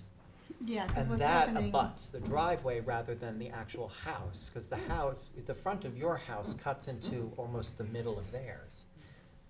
Well, currently, there's a fence right in here, which is where Right. the shed is currently. Right, but we're not talking about the shed, I'm I- talking about the I gazebo, realize that, yeah. I'm just saying Yeah, that yeah. if the fence stays there, this gazebo is either on this side of the fence in the front yard, or it's inside where the shed currently is gonna get moved, and it goes there, and that's right next to the bedrooms. okay. Well, as you can see, there are, don't we have a few, I don't think I she, don't yeah, know no, that- I think Okay. that's wrong, but I think location of gazebo is certainly something to think about. yeah. And as you can see, we have we're gonna be here for a while tonight. No, I understand. So you guys could go in the hallway and have a conversation as long as you want to, and then let us know if there might be some positive discussions that are taking place. The other thing we can do is we can keep the application open for you to have a discussion and then come back. That is another night, but as you heard from the prior application, you won't be coming back till January because we have a packed agenda for the next 2 meetings. Yeah. Second call, without and a conversation? Yeah, I want to see if I can get my client on the phone. Of course. Yeah. Yeah, okay. Let me see if I can do that. So you can do that, and then we're gonna second call it, so. Yeah, we'll leave, we won't make any decisions right now. Right. You'll let us know whether we should be moving in one direction or the other. Yep. And we hope that a productive conversation can be had tonight. Yeah, You're all here. right, Yeah. okay. Okay, All right. Thank you all. thank you. Helen, we're leaving this open for now. Is there anybody else here? Let's ask, I didn't ask if there's anyone else here. Is there anyone else in the audience who is waiting to be heard in connection with the application of Goldsmith for property located at 5 Windermere Close in Hampton Bays? Is there anyone waiting to be heard on Zoom in connection with this application, which is again for property located at 5 Windermere Close in Hampton Bays? If you are waiting to be heard on Zoom, this would be the time to let us know by raising your hand. No one on Zoom. Okay, so we're gonna second call. Okay, thank you. Okay, moving on to number 9 on the agenda, John T. Montecalvo, 1129, 1089, and 1169 Spionk Riverhead Road, Remsenburg, Spionk, Suffolk County Tax Map Number 900-301-2-6, 7, and 8. Applicant requests relief from the following provisions of the Town Code.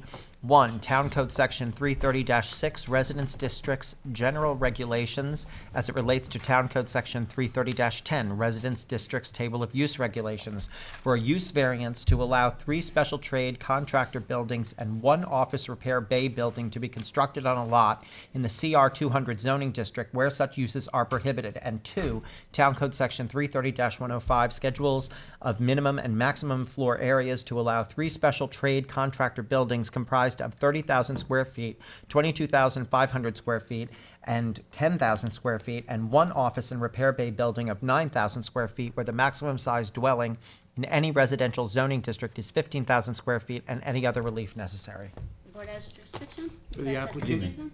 good evening. For the applicant, David Gilmartin, Greenberg, Troy, 3710 Montauk Highway, Bridgehampton. As the legal advertisement indicates, this is an application for a use variance. So I think tonight the prudent step is to coordinate under SECRA. I don't know whether you want me to go through a presentation or give you a little bit of background. I suspect that the application as it goes through the SECRA process is going to change somewhat as we do that. Yep. And I don't think you're going to see me for a while as we work through that process. I suspect that February. my Later. experience, Later. my experience is that the planning board usually takes lead agency and that you don't object, so, and we don't have a problem with that. We just ask you to begin the coordination process. If you do it tomorrow, there's 30 days. Did you also see the building department's comments? Yes, and we've made the changes, Okay. and I have them, Okay, but again, just I wanted- think we're gonna go through SECRA, Yeah. which, you know, does sometimes double as a site plan process, so, I mean, I can give you a background on it if you want, or, I just ask you to, if you could send a notice out tomorrow, cause we can get back here within 30 days then, if my math is correct. Let me see. Anthony, do you want to talk about the secret part of the process? Well, this is a type 1 action under SECRA, so it requires coordination. So you have to coordinate with the involved agencies, planning board, health department, you know, whatever other agencies would be involved. Who is involved though? Because David didn't put they didn't put anybody. Okay, well, it would be planning board, the Suffolk County Department of Health Services. Certainly. ARB is a referral agency? Is a referral agency, Pine Barrens Commission? Yes. Pine Barrens Commission. And so, you know, we will initiate a lead agency coordination and then get this, you know, to the planning board, so they, my guess is they're gonna wanna be lead agency, and it's gonna, you know, they wanna identify the issues. Yep. And so they could also take a look at this, right, so they haven't seen it either, so. Sure. I just had one question in reviewing the application. Didn't see copies of deeds, maybe I missed them. When did the applicant buy this property? Well, he's owned them for a long, long time. The deeds should be in there, but Okay. I'll make sure that they are, and if they're Yeah, not, I'll yeah, provide them, but just he's owned them make for a sure. long time. Yeah. And he owns the asphalt plant to the south. Okay. And the industrial uses that are surrounding this property, I presume have been going on for a long time as well? All right, they're all pre-existing non-conforming. Yep, that's I what I have thought. here's an aerial. What's north? Is that open field? Sunrise, I think, right? No, I mean, This is, No, I mean, that's there's- Sunrise. Heading there's- north is, no, I meant there seemed to be some open space. there's an Yeah, empty that. lot there. Yeah, that lot. Our property begins here. Yeah, right, so there's an empty lot. Yeah, well, Is a lot of that Pine Barrens? Is it? Or- it's in the compatible growth area. Okay. Okay. And the college comes up a little further, right? This way, Yeah. north. Yep. All right, that was the only question I had, and, you know, notes from the building department, but, you know, that can, That you will know. be resolved Yep. through the secret Yep. process, Yep. certainly. okay. Okay. Let me just So if you see. could coordinate and get us on our way, it'd be appreciated. Okay. There's a long wait to get here. I don't know if you know that, so we're. Oh, Yeah, I think I'm we've aware. heard. Yeah, I'm yeah. aware. Yeah, So, so we're a little bit anxious now. We've been waiting. Okay, well, I just want to read the comments into the record that we got from this is Sean McDermott, Chief Building Inspector. This application has been reviewed and advertised based on the assumption that the 3 lots will be merged into one 26.7 acre parcel.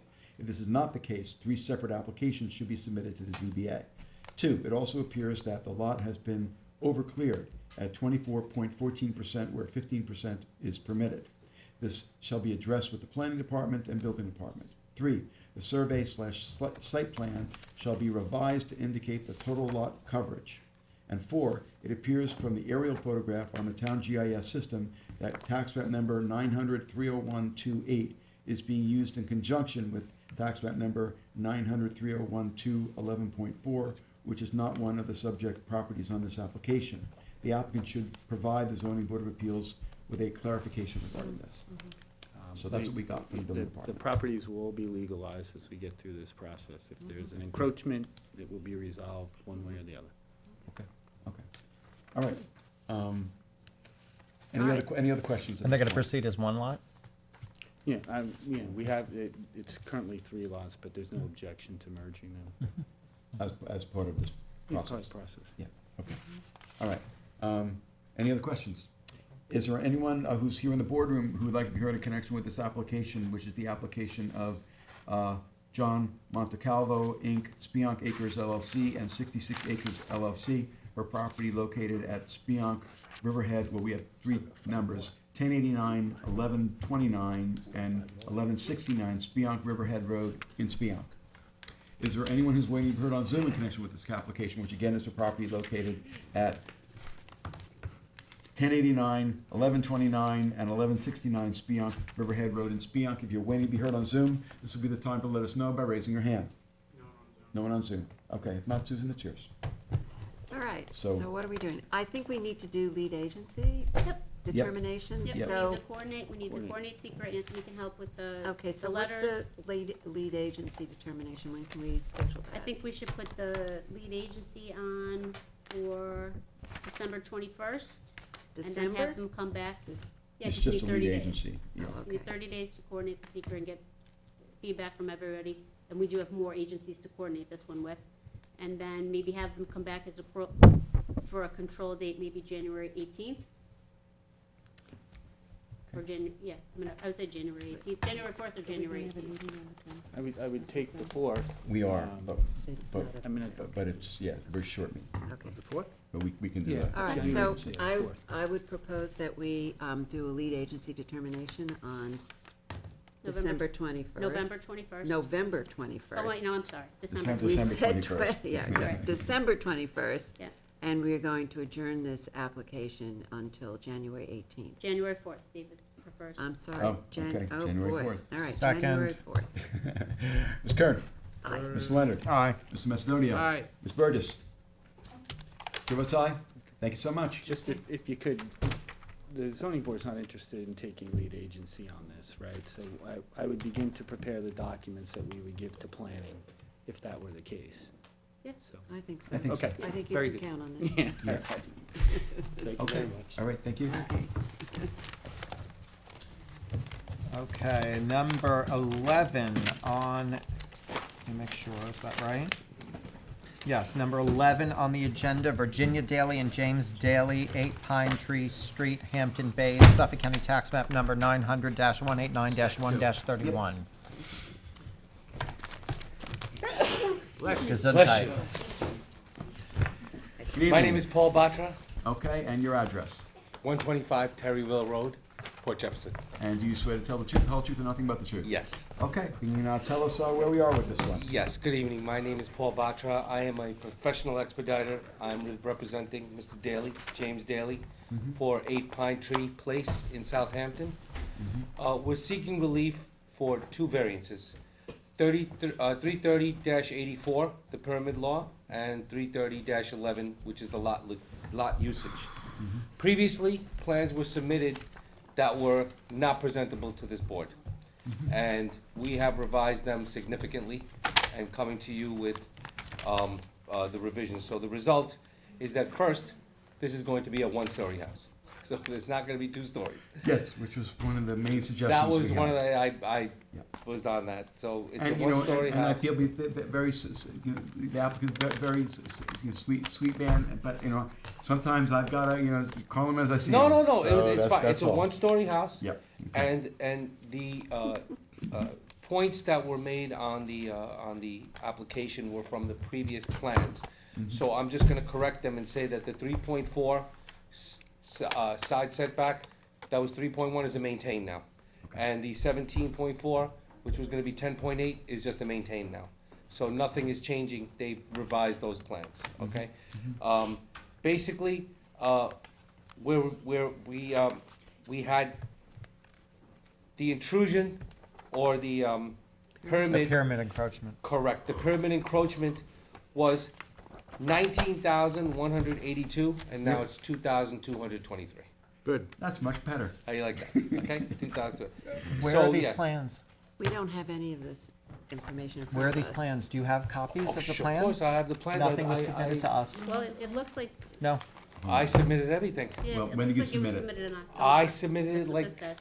weeks ago. I've given the whole, I came here with the 10 sets. Wait a second, I came here with them personally. what Okay. is We'll this? figure out what It's happened. I have it here. Anyway, the plans are here. I mean, I don't know exactly, Okay, Why did they give it to your package? right. I And don't then have the any plans of would be them. also reviewed by the I building came department. and dropped them. Yeah, no, we don't doubt that. For some reason, it didn't get to us. The plans will reflect, okay? Okay. Let's take it from there. The Okay. plans will reflect, the fact that we had reduced the cubic, square footage from, 19,000, like I said. Individually, it was 11,594 on the west to 697. And on the east, it was 7,588, which is now 1,526, okay? Basically, we had a side deck that was intruding, that's all gone. So we're just basically asking for the relief for those two items, which is the pyramid and the land usage.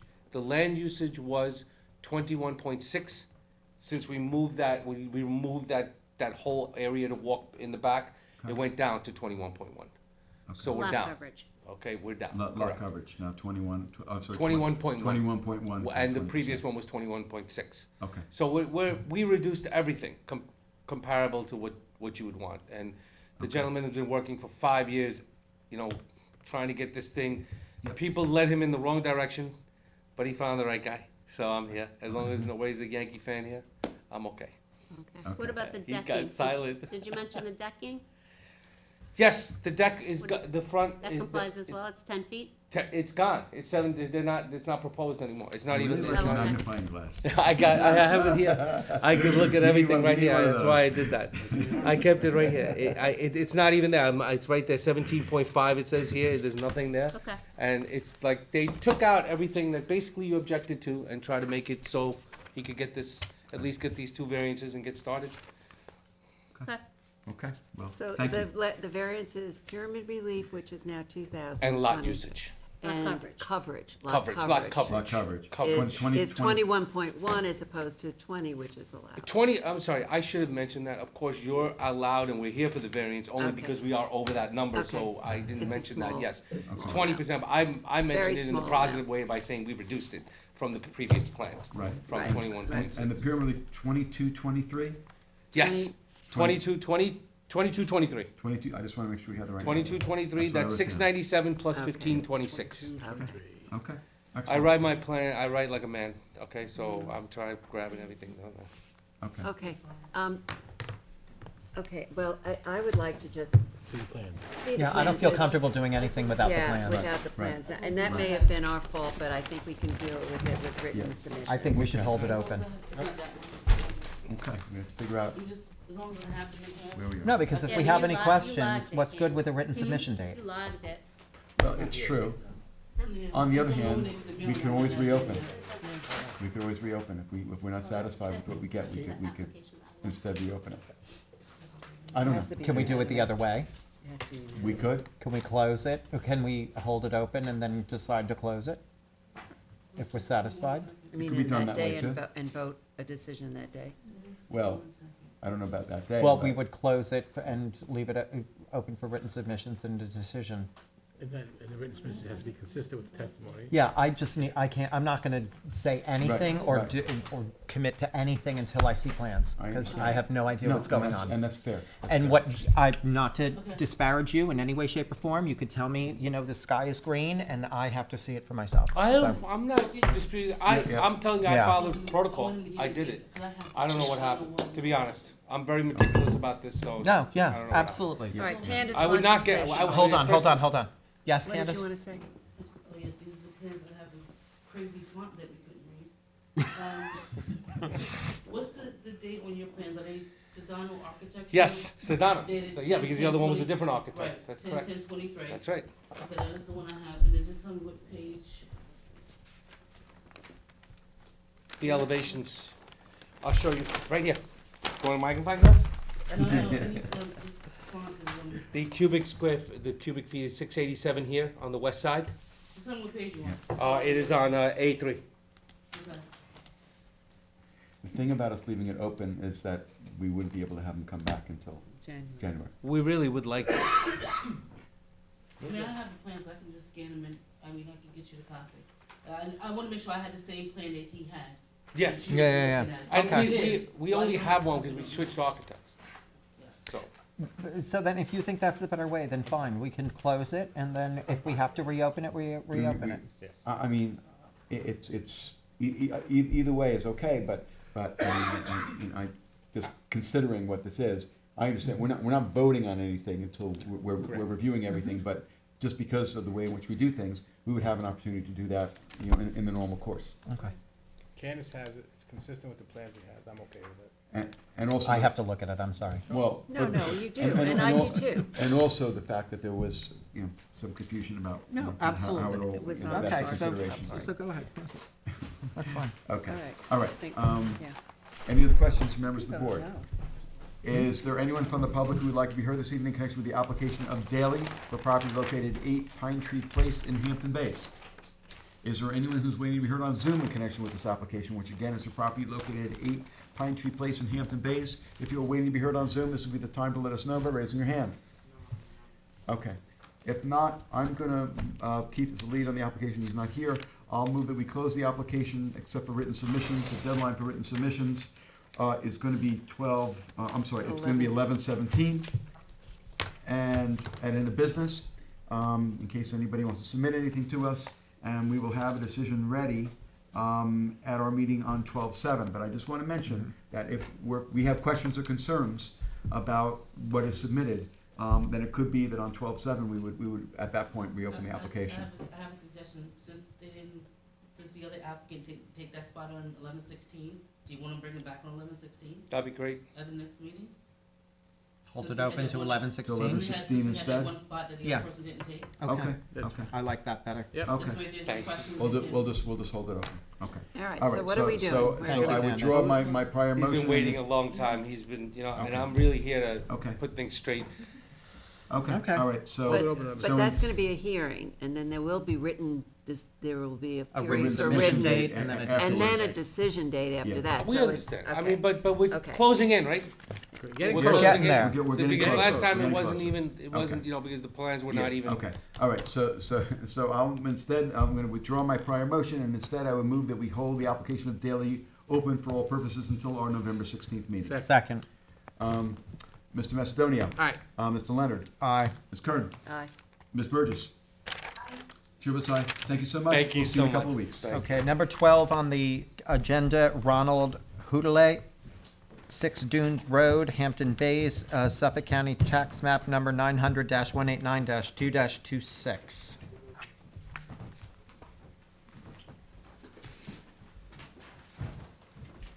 Hello, good evening. Hello, nice to see you again. I'm Ron Howlett. I believe I previously swore you in. You were here Yes. previously? Actually, I'm a lawyer, we didn't have You're to, a but, lawyer, so I didn't have to swear you in, okay. And I'm not sure whether you were I here was on previously. Zoom. You were on Zoom last time, so Sworn you're in both on Zoom? sworn in, so you Yeah. can just state your names for the record. Douglas Fadgy, DRV Architect, PC, 1180 Park Avenue, Franklin Square, New York. Okay, Ron Howlett, 6 Dunes Road, Hampton Bays, New York. okay. Very good, so you're here to give us an update. I'm sorry, Right. one second, Yes. Douglas, are you VAGGI? P-A-G-G-I. Okay, Yes. that's what I thought, thank you. Okay, thank you. So we're back. This is a resubmittal that we made. Based on the first presentation, the board had focused on the amount of sky plane encroachment that we were proposing. At that time, we were seeking approval for 4,186 cubic feet of encroachment. With this new resubmission, we reduced the second floor ceiling heights to 8 feet from 9 feet, and we reduced the roof pitch to match basically the backside of the garage roof pitch, which was shallower than what we were proposing before. Okay. So based on those two changes, we came down to 1,642 cubic feet of encroachment, which includes 364 cubic feet that presently encroaches into that space. 1,600 what? 1642. 1642. 42? Yep. Yep, So- it's a significant reduction. Yeah, so other than that, Yep, nothing and thank you. changed in terms of footprint, setbacks, everything else stayed from our first one.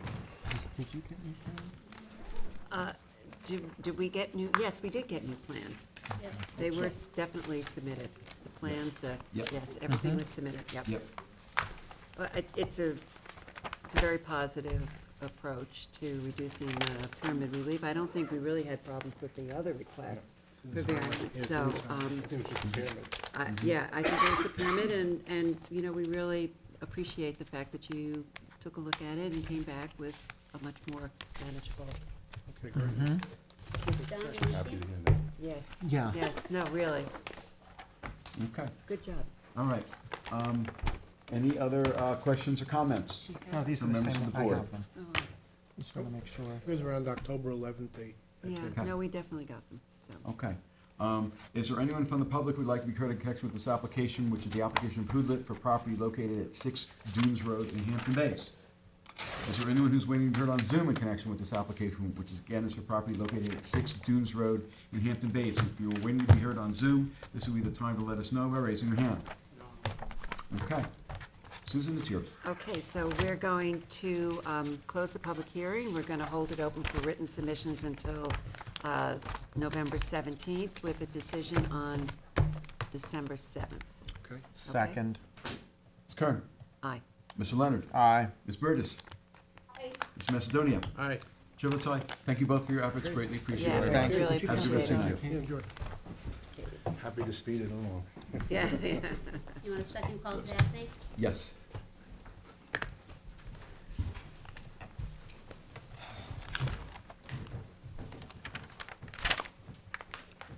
Do I have to Okay. call that? Okay, second call, wait, which one is it? Hold on. Goldsmith. Goldsmith, recalling number 7 on the agenda, Florence Goldsmith, 5 Windermere Close, Hampton Bays, Suffolk County Tax Map 900-322-4-1.3. I don't know if you all want to come up. Any luck?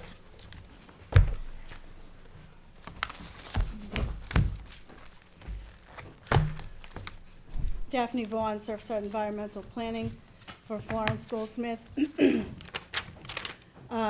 I was able to get my client on the phone. I spoke with her regarding the concerns of Ms. Tiedemann. My client would like to keep the project as proposed. I know that she's spent a considerable amount of time working on this.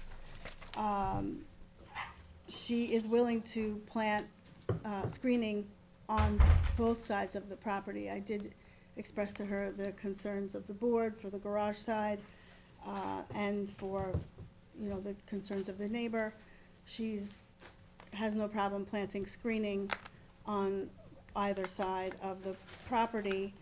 She said that the gazebo is mainly for aesthetics, to match with the traditional nature of the facade change for the house. She envisions it as a place, a quiet place that people can go and have a conversation or a cup of coffee and kind of just hang out, not a party location. My client agrees with the board, Mr. Leonard, that it is forward of the neighbor's house and more in keeping with their driveway. It's not the intent to cause a disturbance to the neighbor in that regard. It's not behind the fence in the location of the shed where they were mentioning earlier. So they do have concerns about the decking, but the decking is not part of this application. The main parts of this application are the parts that are encroaching into the side yards, the garage and the gazebo. Neither are habitable spaces, so people would not be living in these areas. That's all I have for. Would you be able to provide us with some kind of written submission with regard to the placement of the gazebo vis-a-vis the front of the neighbor's home? I could probably have the architect do like an overlay. Map it out for us so we can actually have that in the record? We'd love to see that. I could do that. Thank you.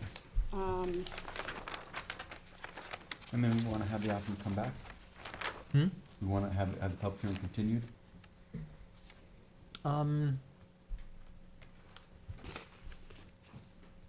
Or not? Sure. Yes. One point, I did talk to her daughter briefly, who's on the business trip, and she reminded me that we only were notified of all of this on the 23rd of October, and she's on a business trip. So we got little or no notice in reference to this whole project where the neighbor didn't even say anything to us, et cetera. So we need to have more time to be able to consider this now that we've been here, and and the architectural plans have some errors in it that I noticed, and they are recently aware of some of that too by looking at those plans. So I think there's more that could be accomplished here. Okay, well, you definitely will have an opportunity to submit things to us in writing, no question of that. The only question in my mind is whether we're gonna be keeping the public hearing open to another date, or whether we're gonna close it. My client is not a full-time resident. She's strictly a weekend person at this time. She said her daughter comes out with her, who has a 2-year-old, and her son is there occasionally, but he rented his own house this summer. So how does that address the question of whether to adjourn or Oh, to? no, it doesn't. Oh, okay. I'm just Okay. Oh, I saying thought that was gonna that be the was- lead into something No, like. that was just additional Oh, okay. information. The I mailing was was done. What is the Mailing main was concern, done. the placement of the gazebo? Yes, because we don't object to the garage. Because this was part of what it said for the variance appeal, we did read and talk about the noise level from the front of the house. It's the most decks, balconies in the front of any of the houses up and down that street. Plus, those things are on that side, but she was mentioning that those rooms aren't really bedrooms, they don't have any closets. They're more like a sitting area or something like that, but it does appear that the doors open out onto the balcony. But that's not a part of this variance request. So now So that that's we- nothing we can deal with. Right, so now that we understand Explore that, that, yeah. then it comes down to the gazebo, and we say, have a gazebo, just please move it away from there. And Jeff, it's from 60 to 39.8 at the gazebo, right? Yes. Side yard setback. So if it was 20 feet in, it wouldn't even need a variance, but. Well, the gazebo's 27 feet in. Is the gazebo size, is It's it a normal? 12, it's a 12 by 12, well, it's a, Is it a what is it, a normal size hexagon? gazebo? Yeah, it's a typical. Okay, Well, just asking. This is where I mentioned how many tables you could get and Yeah, but seating it's in people, front of but the house, it's unlikely to be an entertainment area, in my opinion, but that's not for us to decide anyhow. okay. Um, But we're saying. I was just we asking don't about the mind just- size of the gazebo, if that, was very large, or it could be reduced, right. and would that add, give some comfort? And this is part of what we do, is weighing with the benefit to the applicant of the application. I We understand. have a 5-part test versus the detriment to a neighbor. Now, I do want to make sure It's that, actually 100 square feet. Oh, that's the size, okay. I do want to make sure that you were notified of this proceeding. Katie was just looking at that. Which, yeah, Yeah. okay. And On you, the 23rd of October? yeah, actually looks like they mailed it on the 23rd, so you got it faster than anybody else. Yeah, but that's what the. The town code sets the. Sets the time period Okay. for mailings, yeah. Yep, So if she's saying it's 100 square feet, then somehow the calculations from a 12 by 12 saying it's 144 square feet. Right, right. But it's a Or is it hexagon, so smaller? it may be So there, a yeah, it's weird not kind as, of- it's not a square. It's not Yeah. a square. so, you know, what we've gotten so far, and really it started before you spoke to us, was screening on the one side of the property, and now it's screening being proposed on both sides of the property, if I understand that's not satisfactory to you, so, If we we have to created decide. denser screening and, Yeah, I Yeah. can't speak for her daughter. I mean, her daughter is her caretaker, and so if there was more time to be able to have her get back from her trip, to be able to re-look through this and say, okay, obviously, we're not saying no to the garage. We've now learned that there is no variance involved with the second one, so it is the gazebo. And I'd rather have her be comfortable with it than, yeah. So in the normal course of things, we would be closing the public hearing, still leaving it for written submissions until November 17th. until November 17th. 17th, so up until end of business on November 17th. if you want to, But if you want additional time, we can do something, that. that would be, I Yeah, think yeah. that makes sense. Right, If we right. can't come back, then at least if we can have Otherwise, the we're written. so jammed with time that it's gonna be January, so let's, You could also zoom in, I'm not, if you have the capability of doing that, you don't have to. Right, But I'm talking about if we close. Yeah. If we kept it open, then it would be open until January. January, Well, yeah. So, Yes, I think we should I think we close it. should close it. I think but we should close it. You're allowed to submit your Right. comments. but you had also talked about more information on the actual location of that gazebo. that'll. Which be would be part of provided by written submission. submission by Yeah. 11/17. And I would suggest that that be provided to the neighbor To as them well. as well, if As well. Daphne, if you could do Yeah. that. Okay, so then, and then you can respond.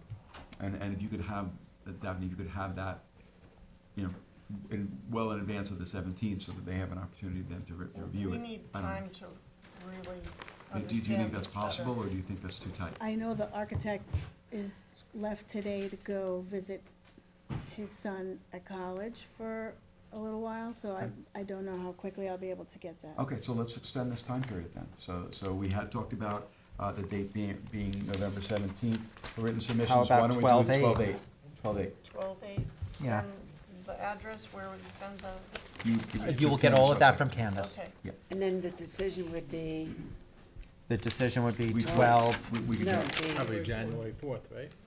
if we do 12/8, well, we could do 12/21. we could do 12/21. We could do 12/21 for this. No? Oh, we come here. What? Candace seems very skeptical on No, that. No, decisions are fine on 12/20, we just don't have public hearings on Okay. 12/21. 12/21, okay, okay. let's Yeah. just Still trying to write down dates. Oh, okay. Yeah. So written submission By is 12. 12/8 and decision on 12/21. Yeah, yeah. That is actually Did you probably get that, fine, Helen? 'cause that'll also give me time Did to I do did. the survey and stuff. Okay, Daphne, that's good. All Okay. right. So Helen, you're the lead on this, so do you want to make the motion? Do we want to have anybody else? Hearing, leave it open for written submissions for December 8th, with a decision on December 21. Okay. Second. I think I did already ask for. Yeah, but this is new stuff, but, okay, yeah, that's fine. Oh, do you have to see if anyone's on Why Zoom? why for don't I the- do it one more time, Okay. just to make sure? Okay. Is there anyone who's waiting to be heard in connection with the application of anyone else other than the folks who are here already, on the application of Goldsmith for property located at 5 Windermere Close in Hampton Bays? Is there anyone who's waiting to be heard on Zoom in connection with the application, the same application, which is for property located at 5 Windermere Court, Close in Hampton Bays? If you're waiting to be heard on Zoom, this would be the time to let us know by raising your hand. No one on Zoom. Okay. We have the so- motion, I second it. Okay, very good. So, Ms. Burgess? Mr. Leonard? Aye. Ms. Curran? Aye. Mr. Macedonio? Aye. Chair votes aye. Thank you all for being here Thanks, tonight. Daph. Thank you, Chairman, thank you, board, really Okay. appreciate it. Thank you All right. very much. Okay, you're Thank you welcome. for Thank speaking you. with All us. right. We look forward to your submission. Oh, Okay, we did 11, we did 12. We're up Okay, we're up to 13. Okay, number 13 on the agenda is Joseph Alguacil, 219 Ocean View Parkway, North Sea, Suffolk County Tax Map number 900-64-1-46.3. Okay. Submissions. Okay, our attorney just stepped out for a second. Oh, really? Okay. Okay. Wanna say where you stand? Got it. Yeah, I just. It's me, so I'll take the originals. Yep. Originals go in the file and copies go to the board members. Another original? That goes to Adam. Oh, no. Oh, that goes to Adam. Okay. Adam, that's your copy. No, don't step it. Okay. Adam, that's your copy. Okay. Okay, then the rest are all ours. Yes. Yep. Okay, perfect. Surveys and plans. Okay. Okay, where did we leave this? Okay. Bring those, bring those. Excuse me. Salute. Thank you. I'm getting, oh, I see, one of each. Yes. Did Okay, we stamp I'm it? a little confused. I stamped. You stamped it? Awesome. All right, we're doing one at a time. So, Here we go. Okay. Long. Adam, you don't get a small, you don't get a 11 by 17. yep, okay. Oh, thank you. And then we have Okay. these. So So, we You got are, a survey? okay, oh, and a survey. and a survey. Oh, my Like it's God. Christmas. And you got yours? All the presents. I got mine. You took yours? Yep. Okay, so we have a few extras. Keith, I'll take, Katie said.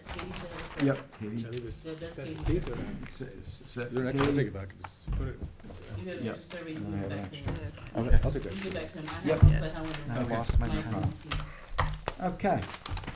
So, you can give us an update. Also, Sure, can you here we state your go. name for the record? Sean Ludwig from 219 Ocean View Parkway. Okay.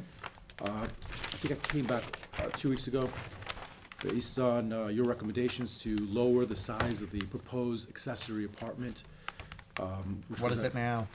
There's a letter to confirm from the architect on top, but it's approximately under 30%, 27%, letter? 28. I'm gonna sit there, give it to Adam, Oh, and the file, so you'll see. You need to see. we need to see it. Yeah, Oh, the break, the device breakdown, is that? Yes, Okay, All right, because we don't all have that.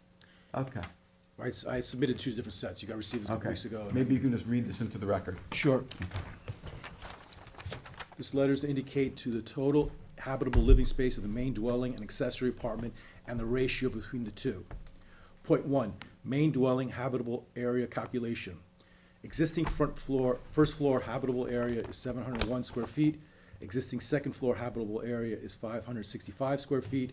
Total existing habitable area is 1266. Proposed first floor habitable area is 1125 square feet. Proposed second floor habitable area is 517. Wait, hold on. Go. So, Go so let me just. No, wanna read you're this? gonna, hold it, you're gonna read that into the record, but you gotta go slower. Sure. So, you've ended with, for this, for the main building, it's 1266? For the main building is 1266. For the Okay, main so ma- building existing, But now there's proposed main building. correct. So if you look at the other rectangle next to it, it's right there in front of you.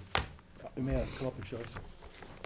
Here. Oh, This here. is the existing, So, that's 1266, and this oh, is the. this is 1266. And this right Okay. here is The proposed. proposed, and that's 1642.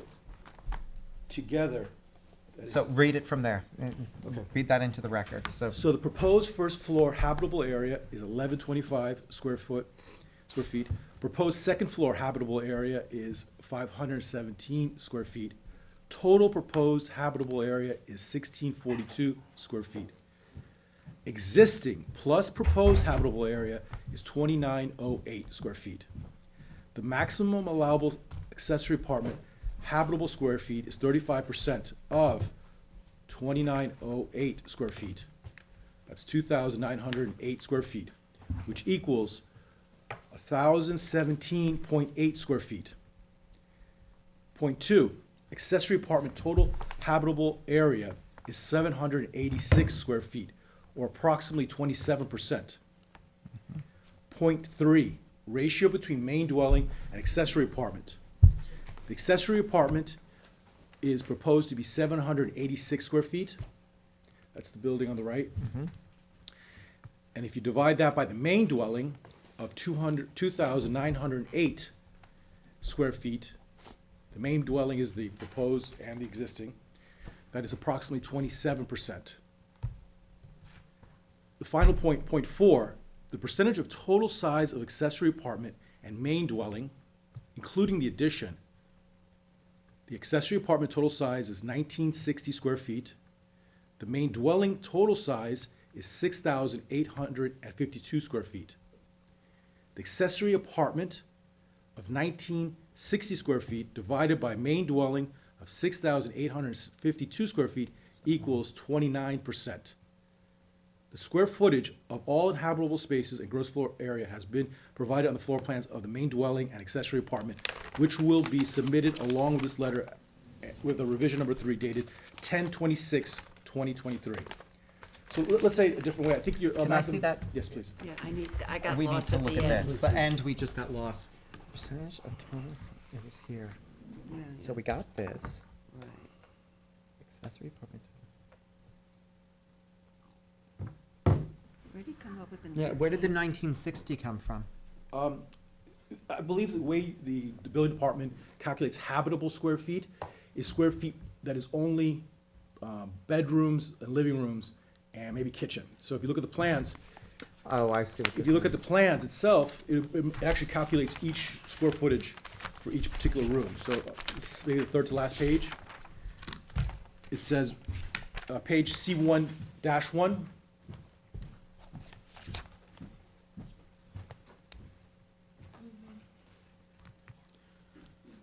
If you look, the great room is 333 square feet. Oh, because it's including the covered patio. I see what you're saying. Okay. It's including the covered patio, and the other one is including the covered porch. We're not dealing with that.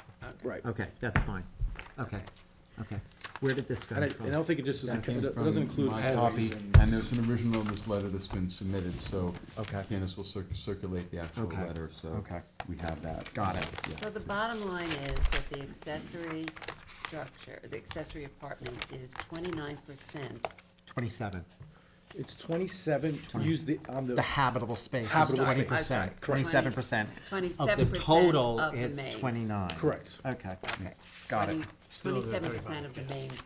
And that was the issue, Right. one of the major issues. I believe That the was first the time we were major at 137 square feet, Correct. a percentage. 137% of the size of the principal dwelling, which Right. is when I said, Wow. we can't do that because we can't conclude that it is accessory if it's larger than the primary residence, Correct. which Right. was. So you guys illuminated a different path. The path was to enlarge the existing house. Right. Right, okay, Okay. Okay. Got it. excellent. Very good. Okay. Any other questions? No, Okay. I'm satisfied. All right. Is there anyone who is waiting to be heard in connection with this application, the application of Aloisio for property located at 219 Ocean View Parkway in North Sea? Is there anyone who's waiting to be heard on Zoom in connection with this application, which again is for property located at 219 Ocean View Parkway in North Sea? If you're waiting to be heard on Zoom, this would be the time to let us know by raising your hand. Okay, if not, I would move that we close this application this evening, except for written submissions. The deadline for written submissions will be end of business on November 17th, and we have a decision ready at our December 7th meeting. Second. Mr. Leonard? Aye. Mr. Macedonio? Aye. Ms. Burgess? Ms. Kern? Aye. Chair votes aye. Thank you for all your efforts in doing this. Yes, Greatly thank you. Thank you Thank you, very I really much. appreciate it. Thank you for your Yeah, time. good. No problem. Have a good evening. Okay. I'll Finally see you on got December there. 7th. You don't have to be here, it'll just be for decision. You can sign on and want, You can call Candace the next day, you can watch it on CTV if you want Oh, to. that's beautiful. I prefer that. Thank you Okay. very much. Thank you. Happy holidays. Thank you All too. right. And number 14 on the agenda, Dreamview LLC, 282 Roses Grove Road, Watermill, Suffolk County Tax Map number 900-46-2-45.7. Oh, it's you again. He's very, he's very calm. Don't worry, I'm in a good mood because I didn't even need to say it. How'd you draw card 14 though? Okay, so, anyhow, Karen Pate Murphy of Council Burke and Sullivan, 41 Meeting House Lane, Southampton, New York, 11968, and this is project manager. Brad Suskin, 164 North Peoria Street, Chicago, Illinois, 60607. Yep, yep. And you were all previously sworn in. Yeah. So, I handed the package, for, the 23rd, and this is Exhibit C, which got destroyed when it was being copied, so I couldn't get in on Monday. But it's just a variance, that a similar situation was in the hilly area, and it came to the point where they, wanted to, get the CO, and they realized there was, because of the topography and the hilly area, there were mistakes were made, so that was granted a variance. And,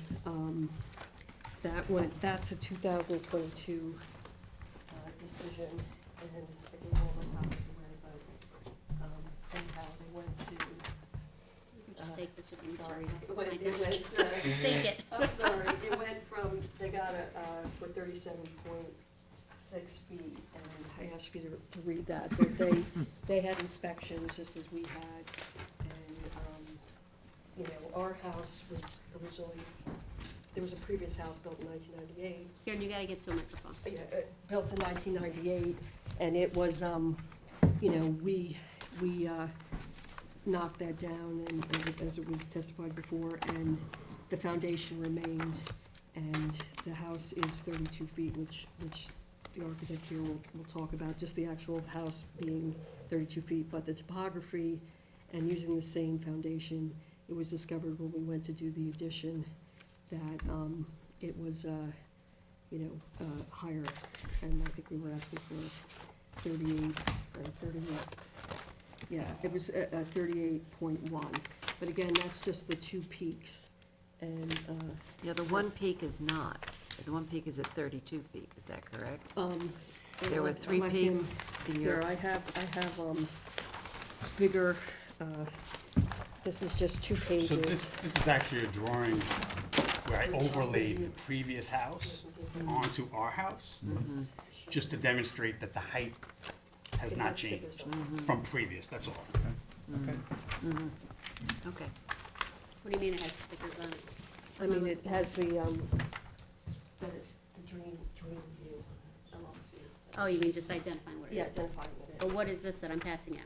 This is what the architect's discussing, it's the, a comparison of the two. Overlaid cross sections. The two houses, that they're the same height, that was You mean built on the- the foundation.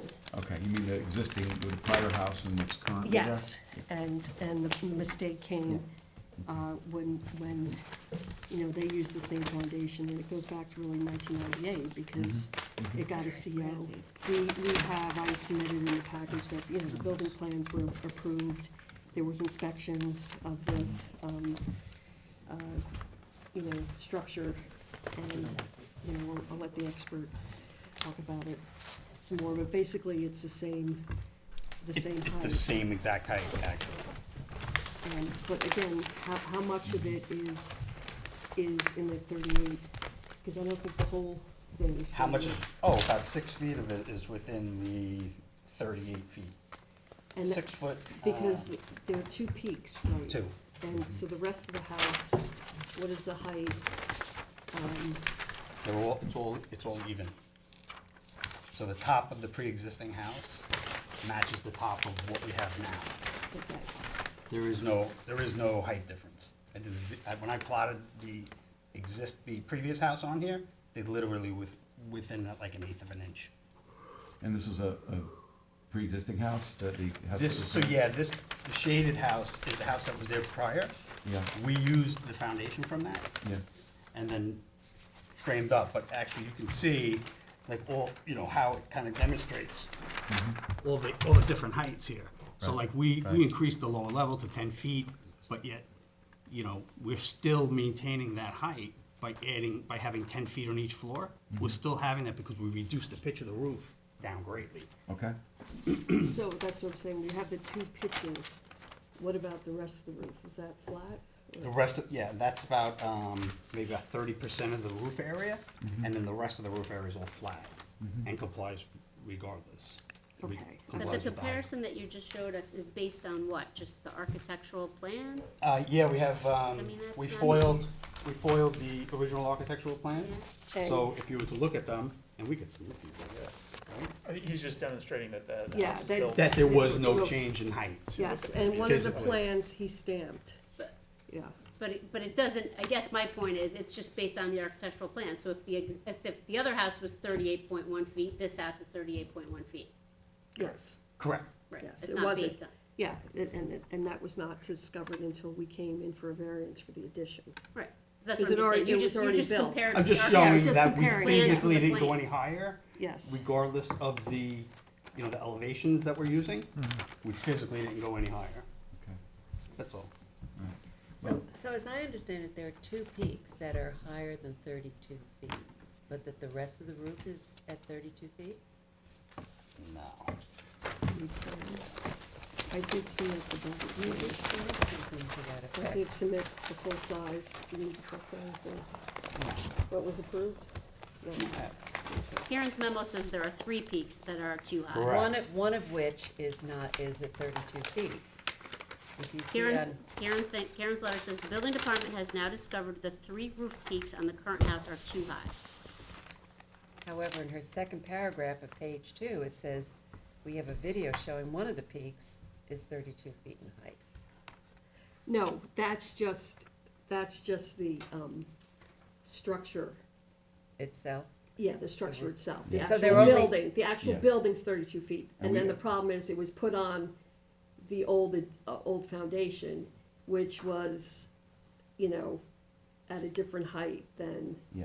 what would make it 32 feet. And we generally will evaluate, you know, the heights of structures based on, you know, It's not a architect's flat, because it's on plans or top of a other hill. plans as opposed to, anything else, video or something else. So that's how it ended up 30 feet, because when looking at the topography around it, then, which nobody did before. So, and the addition is at the correct 32, the proposed addition is at the correct height, it's lower, and that's what this was discovered. And I have another variance where a similar situation where they had to legalize an existing, Have you provided us with anything to show an estimate of what it would cost to remedy it yes, without variance? Yes. yes, we did. It's in the, it's in Oh, the here it is. package there, I think it's 589,000. 589, yeah, 500,000, yeah. yes. Yeah, And that's to make it okay. comply with the existing. And like I said, they inspected it, I gave you the full plans, 'cause it's hard to read, I have trouble reading stuff, and it showed, you know, it was approved. What was built so far has been approved. Okay, and so when you went for the addition is when they discovered That's when the it was error. discovered that, wait a Okay. minute, you know, this is a hilly area, the topography's different. Mhm. So anyhow, and I wanted to bring up, which Marge brought up, that the rear yard, that's the front, the back, when you come in, the way the survey is, it has a little bit of a, you know, there's 100 feet, but there's an angle there. And it's actually, as she discovered, it's 98.5 feet. Should we, can we take these one at a time? Oh, I'm sorry. Are we still I'm just working on- wondering if that's, do you want us to go It's, through? it's your presentation, so Okay. however you wanna do it, but So it what- certainly will make it easier for us. Okay. Yeah, so Yeah. if we stick with the height. I appreciate that. Okay, so we're still at the height? Or are we? If we're requesting a variance for the height. Height, Mhm. So, yes. and I'm not being familiar with the procedure here, we have a few variances we're asking for. Can you vote on them one at a time, or do you vote on them all? You vote them all at The once. application. Yeah. And not in front of you, and not right now. Yeah. Understood, okay, Yeah, okay, yeah. gotcha. Sorry. So, are there any other questions about the height and why we are where we are? Or any? Well, I mean, let me put it this way, okay? We've been through a few public hearings on this. I missed the first one. And we're just trying to get to the bottom of what happened and how, and, you know, there were some, issues with, a couple of the structures, I believe the pool and the tennis court, as to whether they had approvals or not, whether they were, I believe the pool was, maybe, enlarged or changed in some way. Trying to figure out what happened. Then I apologize, Kieran, I think we've supplied all the information we have regarding the About height, right? the pool Okay, and then the next one, and the okay. tennis court. Mhm. Gilbert. Sorry. On the height itself, so what you're saying is 30% of the roof is above 32 feet? Correct. Okay. So it's not the whole roof, it's 30% of the roof is above 32 feet, and it goes up to 38.1 feet. Correct. Yeah. Okay. And generally, we as a board don't like to grant height relief, for, I know. except in only limited circumstances. You know, Yes. we're willing to do it, and, Yes. when there's a real constraint on property, such as FEMA compliance and people having to raise houses because of that, which maybe is a factor here, I'm not sure, but I don't think so. But most of the time, if someone comes to us with a height variance proposed, we'll say, well, how can we have it be conforming, at least to height? So, and if this is as built, then instead, we have to consider it, as an as-built structure. But, we're not happy with people, making requests for height relief, but I understand also the factors that went into your getting here plays a role as well. That there may have been some, things that happened along the way, and that's part of what we've been doing to try to flesh it all out. But anyway, I'll let you continue with the presentation. Okay, so we have the height. So, this was, for the rear yard, the way the survey, it shows 100 feet, but there's one point where it's a little architectural feature, which I have, pictures of that. So just see where it shows, it's a little out, growth of 18 inches by 18 inches.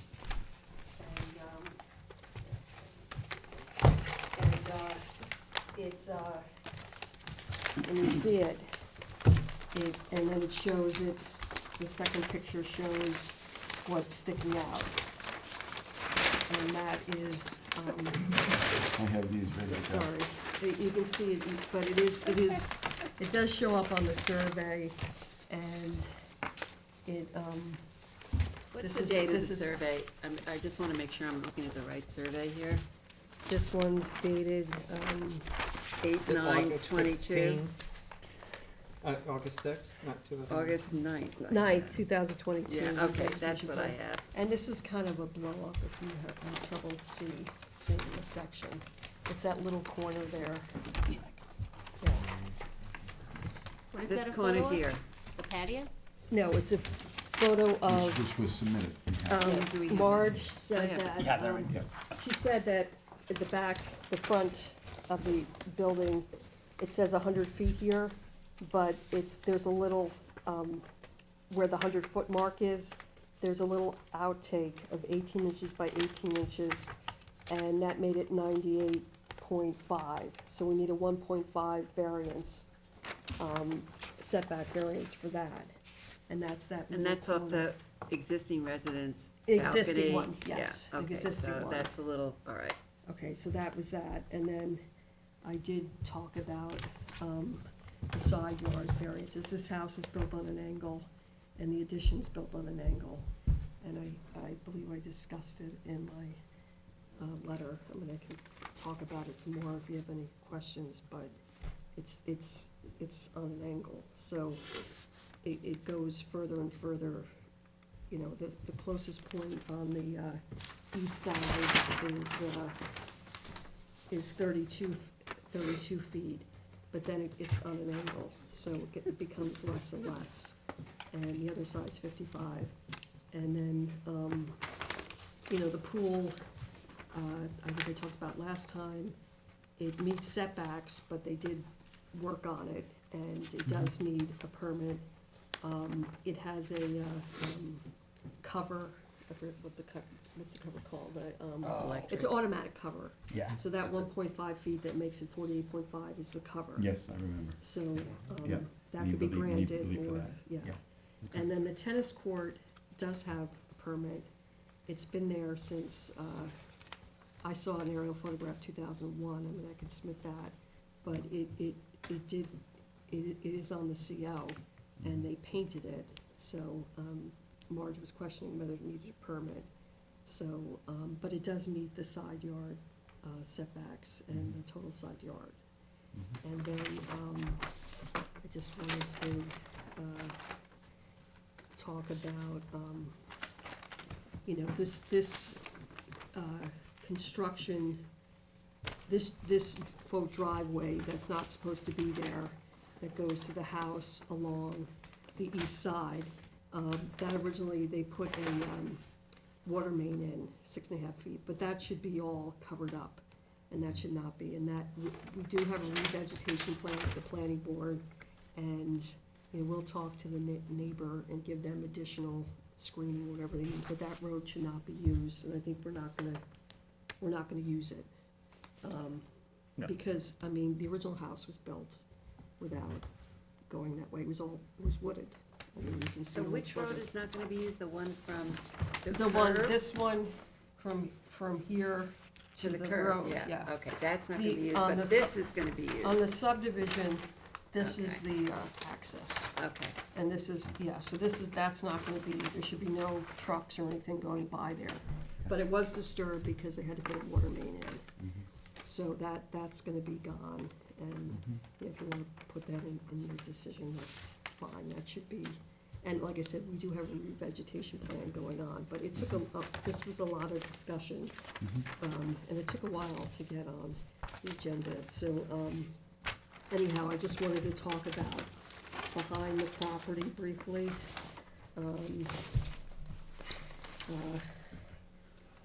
Mr. George Lamache had complained about the addition blocking his view, so I wanted to submit, I have an current aerial photograph I took from GIS, and what was, it's an odd-shaped property, so I believe, when you look at it, I mean, our property's here is 200 feet. I did get a, part of the original subdivision on the second part, and it has, you know, if you're looking at the ocean being, you know, kind of down here where the house is, there are other areas to see the water, and again, you know, the addition is gonna be at the right height, 32 feet. And also, the topography shows that, the third page, that it has topography that says like 210 feet high, and we have our house 190, so it is up higher. The topography up behind us is higher, and that's, you know, wanted to say, I mean, I don't know what else, we can do. I mean, if he can show us, you know, something, it's totally vacant right now. But there does seem to do, if you go on GIS, and maybe I'll set that written comment, there is water all around here. And this, you know, he has where this property here, 200, and then there's all the space in front of the adjacent house. So you can see, you know, be able to, the view, and again, you're up high. So I think there is opportunity, and like I said, there's no plans or anything yet for that property, so. And then I just, you know, as to say that, you know, this is not an undesirable change to the neighborhood, we're just adding on.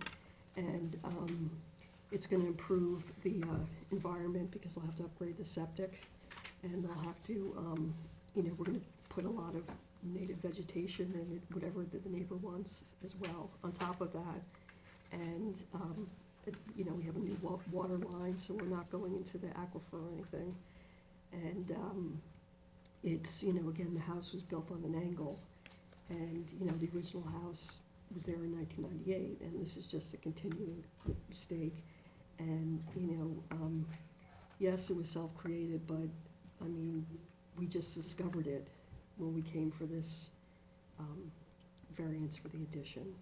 And, really for 24 years, nobody knew that it was too high. The house with the topography. Well, we don't know, we don't know we don't know it was too high for 24 years. Yeah, that's what I'm saying. We didn't, it was No, like it there's no evidence that the prior house exceeded the height. I mean, I know you're saying you built on top of the foundation, and that's certainly your argument. And it's, yeah. And But then it got a you do CO, architectural and you're not here to plans and legalize an calculation. existing house. We're here to legalize an existing. You're not here to legalize the house that was there before that had a CO. No. Right. But- So you can't say it but we wasn't use the discovered sa- for we use- 24 We years. use the same foundation. Well, but I think what we can show from the original plan set is the high grade point, which has now been determined not to be accurate. The stamped approved original plans show 32 feet from the high grade point. We can show that grade point is still there and that we're at 32 feet from that grade point. Now the grade slopes down and away, so from that grade point, we can show the height of the house hasn't changed. So, going back to the self-created hardship, we've listened to, quite a bit of testimony about what has transpired. And the fact that if it was self-created, okay, let's presuming that it's the case, that's one part of the 5-part test. Right. So, if it were use variance, that would be another story. But it's an area variance application, so it's one factor among 5. So that is, the way we have to approach it. But, as I mentioned before, if this was a proposed structure, we would be having a conversation about eliminating the height. Yes. Of relief. But instead, what we have to do is we have to deal with it as it is and consider all 5 factors, and considering what the circumstances are that we've gone through, what the neighbors' concerns are, and decide what to do. And it's not easy in these kinds of circumstances. And I don't know whether we've covered every single issue fully. I'm hoping that we have, but it's going to take us some time to digest everything. It's a lot. And if it turns out that there are additional questions or concerns, then we may not be finished tonight. But that's for us to figure out for now. And even if we close it tonight, we could conceivably end up reopening it if we had follow-up questions. Yes, I understand, so. Yeah. I guess we'll hear from the public. Yep, I think so. But in the meantime, any other questions? Yeah, which was the neighbor that was complaining? Is it on your? He's here, he's He's here. here. He's He's here. there. But, no, I'm not Where- asking where is- which person, which Right. Which lot, property. which Right. property. Right. That's my question. Yep. This is our property. I know, that's your property. I'm to the south. This Is it this? No, we're here, he owns this. It's Okay, but it's vacant. undeveloped. It's undeveloped. Okay, Yeah, so this is the original subdivision. right, So we're right okay, behind. understood. Okay. No, we just wanted to figure out where you were. And you're also resolving the 3-story building issue? Yep. Yes, I think we talked about it last time. Rob and talked about it, we just submitted- wanna give a, Yeah, we're basically going to raise the grade back up to where it was, and thereby eliminating the basement being considered a story. yes, Okay. yes. Good. That's a good thing. Okay. Was it a walkout? Yes. It no longer will be a walkout. Just the one rear side, the rear facing the south, north facing side, Facing sorry. north, yeah. Yeah. 'Cause That it's will on a be, hill. that will remain exposed, and everything else will be raised Be all the way up. raised. Okay. Yeah. Okay. Any other questions? Would you like to come on up? Whoever would like to come up. Hi, Nika. How are you? Good. How are you? I was trying to get Were into. you able to get in yet? No, I was not. Can Oh. you just ask I think. Kevin to leave his junk in on Zoom? Wait,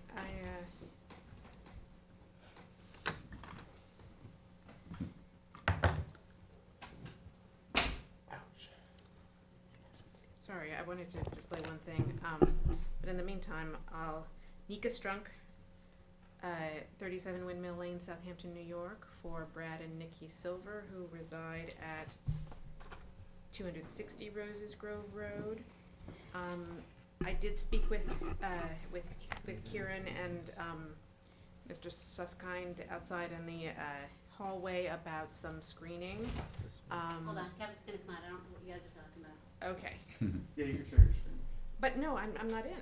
I'm not in it. It says host as another meeting in progress. Where's the 260? I think 260 is there. Oh. It's right by the tennis court. Oh, okay. It's so hard to read. I know, I'm sorry. No, it's not. You need to make them white. Can you do that? Sorry, just give me a moment. It's a GIS, I'm sorry. Usually yours pretty good, right? Yes. Exactly.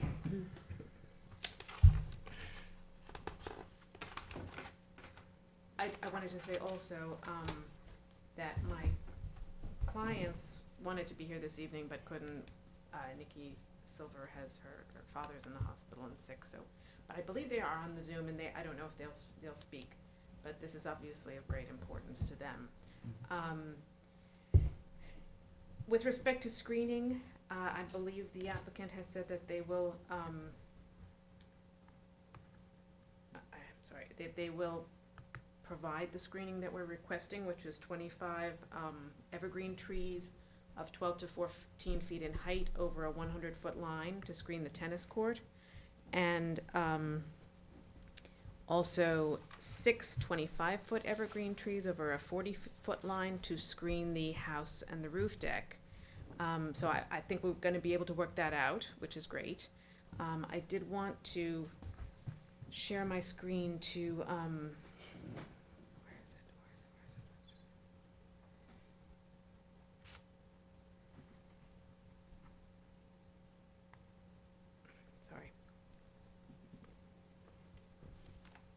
to just show something that was important that my clients had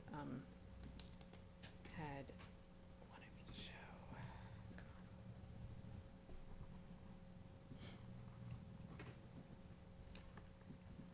This is Would you be able to provide that to us in writing?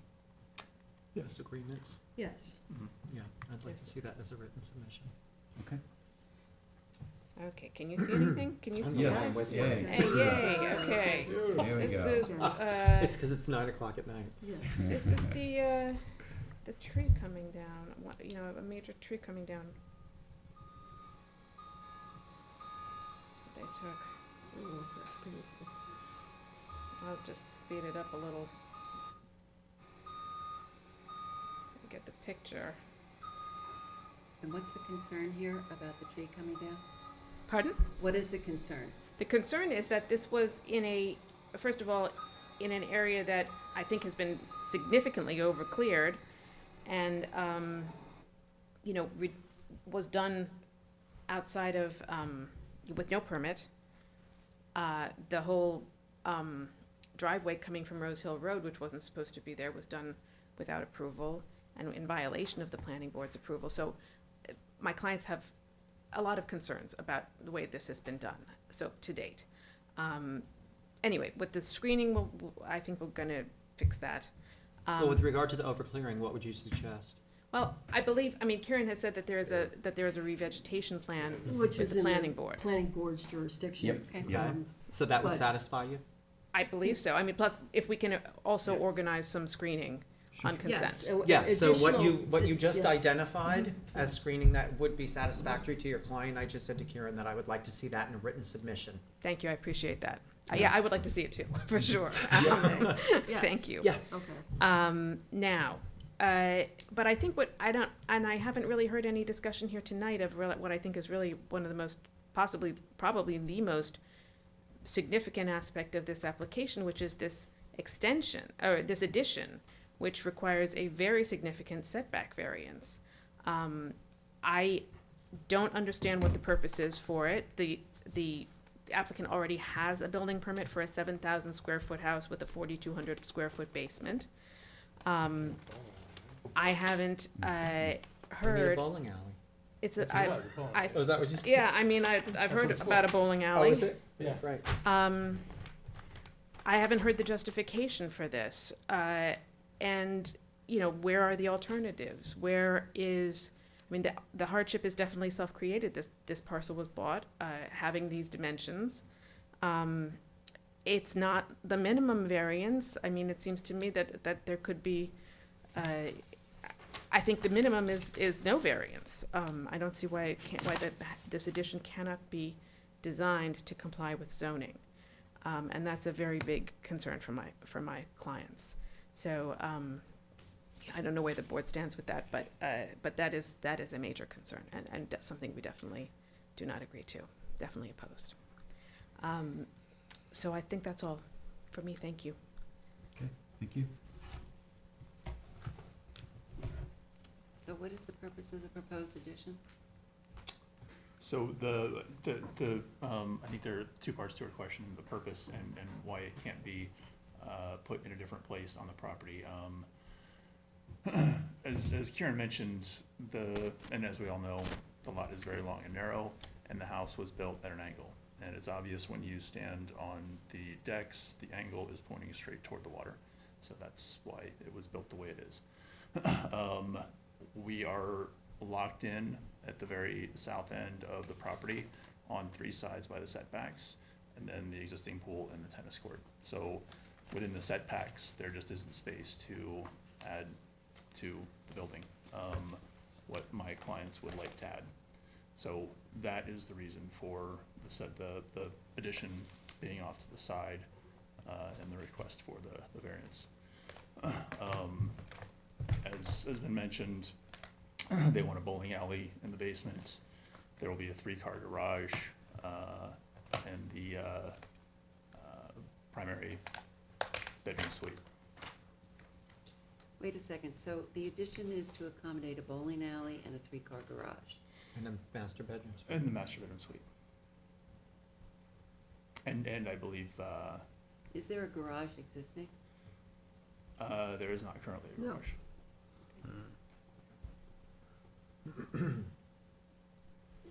And what's the square footage on the addition?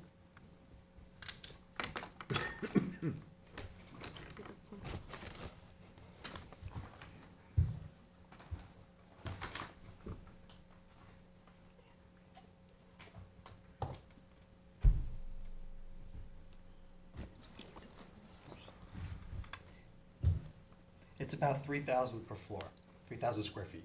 So it's 6,000 to get altogether? Yes. And how big is the house? The main overall house? dimensions? The main No, house? the The square one footage. without the addition? Oh, it's actually about the same size, actually. It's a little bit more.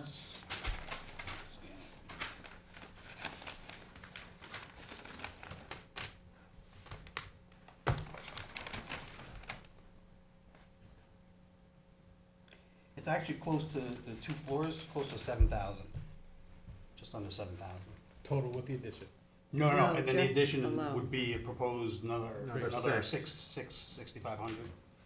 So So we'd be around 13,000 square feet total. So a garage, for parking for cars, not unusual for us to grant. 3-car garage, big, that's big. Belief for a bowling alley, No. that's not a customary use, I would say. Just a hunch, I don't know. That will be in What the do you think? basement. I don't know if that matters, but that will be. No, well, underground. obviously, it's not on the second floor. I mean, it'll be in the basement. If In the there's, basement. if there's Obviously. any mitigation there. Mhm. What's the setback requirements here? 50. 50. It's 32, so they're asking for 18 feet of relief. Has construction started at all on this? No. No. No. This is So- not, but it's on an angle, so, I mean, we could give you I get more. I get the angle part. Okay. But is there a way to reduce this addition? And make it comply with zoning? Yeah, I mean, No. that would be nice. Well, or more Would be compliant? nice. More complying? Well, we could explore maybe an accessory structure by the tennis court Mhm. or the pool. Then you would get a bowling alley. I mean, if Yeah, we could put an accessory structure, right, there's. You're gonna lose your garage. We could have our, well, Or no, you to could- make or you it, could to make put it the gar- make comply. it just the garage to make it comply, and then And if then you we wanted could to do put it, we another. could do an accessory structure maybe by the tennis court. I think what we're asking is are there alternatives to this? We grant you that it's a narrow piece of property, but it's a huge piece of property. And, So much. Yeah. and that's a and huge most- addition, that's yes, not I like adding understand, yes. 1,000 feet, that's a You huge could addition. put a monorail to the bowling alley. Yeah, no. Well, So it- I Well, I think personally that's- would like welcome some ideas, some creative thinking Okay, on this. but, you know, one thing is all the buildings are concentrated in one area, I get it. and the rest is, I I get mean, it. habitat. What good is habitat if it's Well- not big? Not a big area to support wildlife and vegetation. I mean, To assist us, if we were to come up with alternatives, what do you think, like, is there some setback variance that's reasonable, and if so, how much? And then we can design around that, if they're, 50 feet. We can't do 50 feet. I don't think that's all a right. variance, that's what it, 48. I mean, what do you want me to say? Come back with some ideas. With Yeah, reduced setback. I mean, relief. yeah, with reduced setback relief. Because it's not a great argument to say that we need to put the bowling alley next to the house to save the habitat. And we I and we think try it not to is. be in the Particularly- practice of that's a very Particularly good when it's already you know, over kind of clear. What? Particularly when the Designing- one's Well, now already. we're gonna redesigning bring the back the project. habitat. Well, it's gonna understand, have to but- be, it's gonna be Disingenuous. vegetated anyhow, because To the say the planning board's least, gotta come Katie. back Right, to it, right. so. Yeah, And there's so there's gonna tennis be, court. Say the there's gonna least. be bunnies and stuff. May I show you something real quick? I just have a Maybe question. the bunnies will learn how to bowl. At least being sought. So, not- I'm just being Okay. facetious. I know we're thinking doing 32 by 18 feet, but is the nearest residence close to that? Where's the residence on that next lot? You can see, The part where the In, setback is? can I see? yeah. You know, How close is your client's home to? Right, and we Nick, if you go have, to a microphone, They sorry, ask me. 'cause otherwise we're Sorry, gonna get you. I apologize, I'm just barking so, orders at you. I'm gonna How draw close is my on client's the- home I'll draw on to this the- side. Yeah, to the, Proposed extension? Yeah. I don't have a measurement, I could try to If figure you it could out. submit something to us on that? Yes, That sure. would be great. So, My point is that, you know, you're asking for a significant height variance. And while Yes. there are reasons why it's ended up there, that's still not something that we normally grant. I understand. You know, and you've got some other things here going on, and so is the Silvers here. I'm just So saying we're- that, we're you know, really I'm not coming, particularly Like, at happy this point, with, you we're know, coming, I believe, about I mean, maybe I'm the 15 only feet one, but. closer to, No, you're not. and we are gonna fully Okay. screen this, that's. Yeah. No, You're not the only one. that's where we're here. You know, Yeah, here. all right, Once It's, so- it's literally this. Want something Yeah, and- and also when we have Yeah. a neighbor or neighbors that are unhappy, you know. Yes. And We want it's- neighbors to and get, I- as we Can I- heard earlier do tonight, you we mind want neighbors to get along kind whenever of what possible, the- so that's a factor as well. You want to explain it? Yeah, so if you, Robert had just asked, so this is what I've drawn right here, is the area of the proposed addition. The Silvers house is here.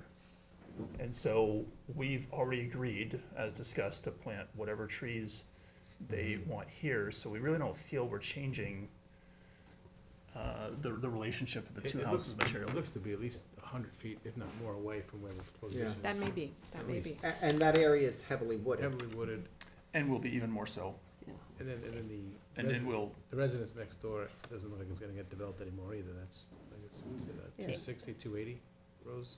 Yeah, the one next. because Except we're that, here, this I guy. mean, I don't know what the distance is, it may be a significant distance. The elevation, I mean, this is really towering over my client's property, and then if you bring it closer to the side yard, to the lot line, and, you know, it's gonna be more impactful. This is a neighborhood with a lot of privacy, a lot of screening, and. So are you saying your client's property is lower? Yes, my client's property is lower, that's right. Yeah, the property's lower. And already, you know, I think the house is covered in, I think Kieran submitted a photo on the last time. The house is covered in blue, you know, blue membrane Paper, or whatever it right. is. And, you know, it's a very big presence in my client's backyard. but, Well, I it's mean, not with, gonna be with blue planting, at with the planting, I end. think we I- can. I know that. It's I know not gonna that. be blue in the end. Yeah, It's but I gonna mean, Oh, certainly you not. know, I also sense that there might be a line of communication that could be had on Yes. addressing some of these issues. Yeah. Well, we can talk about it from our perspective, and to an extent, you know, the neighbor is, you know, gonna be there, after this is all Yes. done along with the applicant, so, it would seem to me, you know, So- if communication could be had, I would encourage it. May I just say also, I mean, I think my clients, again, do not have a high trust level here based on how things have gone so far. My understanding was that the addition, and I'm not sure where I know this from, but I thought the foundation had been poured. I'm not, I mean, maybe the applicant. Pre-existing foundation, right? No, for the addition. No, not for the addition. It has not been poured? Okay. I mean, Well, wait a there- second, there's a There- hesitation. I don't know, I mean, I haven't, There- it shouldn't be. Well, if there was, that would, you know, mean, you know. Do you want to It's a respond? situation, if they would have to have had a permit in order to do that, and, do they have a permit for putting in a foundation? There's nothing above ground in that footprint. What does that mean, above ground? There's Has no anything, retaining has wall. anything been dug? Footings or something? I'll have to take a look. Yeah, I don't know. That's The unfortunate. neighbor wants to tell us, I think, so we're gonna listen to him. Right, Or and he may just have a picture. before he Might have a speaks. picture. Yeah, okay, I'll come back on this.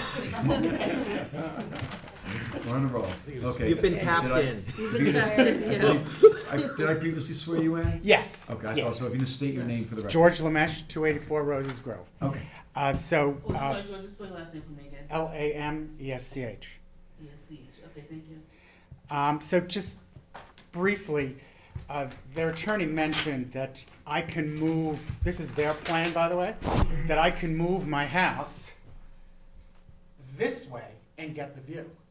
But the neighbor's house is right here, Okay. within We wanna get you on the- literally. We wanna get you on the microphone, so. if you Okay, can- sorry. yeah. So the neighbor's house on 280 is 50 feet from my lot line. So if I go 50 feet, because remember, the total setbacks on these properties, it's 50 or some odd feet on one side, but 125 combined.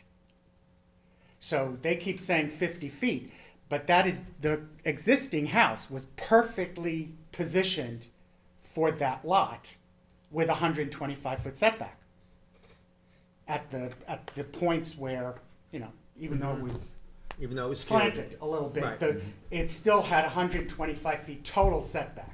So they're saying, even if they make the addition smaller, you're still never going to maintain 125 feet unless you do like a pie shape off of the main house. You know, like their house is this way, so you come this way. Right. That's the only way. And like I said, Do you already have plans for no. building? Like I said, I've kept it empty for How long have you owned this property? 30 years. Oh, wow. You're dragging your feet. Well, it was either going to be my dream house or my retirement income. I was gonna say, the value probably went up just a little bit in the last 30 years. Yeah, yes. Okay. Okay. that's- But I mean, I don't have any problem with the height because, as she mentioned, my lot is actually 15 feet higher than theirs. So if I go 4 feet out of the ground and put dirt up 2 to 2 feet, I can go, I'll be well over, my roof deck will be well over their roof deck. And I'll still have my whole 180-degree view, but not from the first floor. All right, well, can't have everything. Okay, so, we're But there all- are footings there, by the way, and a retaining wall that was, because I have pictures of, there's a footing where the addition would normally go, unless that was some other structure that the original house had, but I don't think so. Because Yeah. I talked to Farrell, I saw the original house when it was built, Yeah. so. And I hope we don't have, more that has gone up without permits, I hope that. That Well, would really be very I'm actually hiring Nika Okay, tomorrow, and then we will. you can I submit will whatever you have have to submit. the pictures that I have, and Okay. I'll submit everything that I have at this point. Okay, okay. Thanks. All right, appreciate your comments. Thank you. Okay. All right, so, all right. Very briefly. Sure. I looked at an aerial photo. I think there may be, I think there is some concrete there, but, again, that's gonna be what the that we'll have to come back on that. Okay. I think also my clients are concerned that this could be actually a multifamily plan here. They don't know what is going on, and that's something that's very concerning to them. Okay. So, where are we gonna go from here? I think, either we have, oh, there's somebody on Zoom, okay. Kevin, is there anyone, who's waiting to be heard, who's waiting to be heard on Zoom in connection with this application? There's 0 people on Zoom. 0 people on Zoom, okay. So nobody there on Zoom. So I guess the question at this point is, What do we do? what do we do? Why don't you ask Michael? Well, Michael's not here. Yeah. So, if we're talking about, proposing, making revisions to what's being proposed, then the Then we question would is need whether to we hold do. it open, I right? think better that we need to hold it open, considering that we have, neighbor with counsel here. And If we- that's and- something they wanna do. If they Right. don't, And if then- they wanna, and if you wanna leave it the way it is, then we decide on what it is. But if we hold it open, we don't have time, or we don't have room on any agenda until January.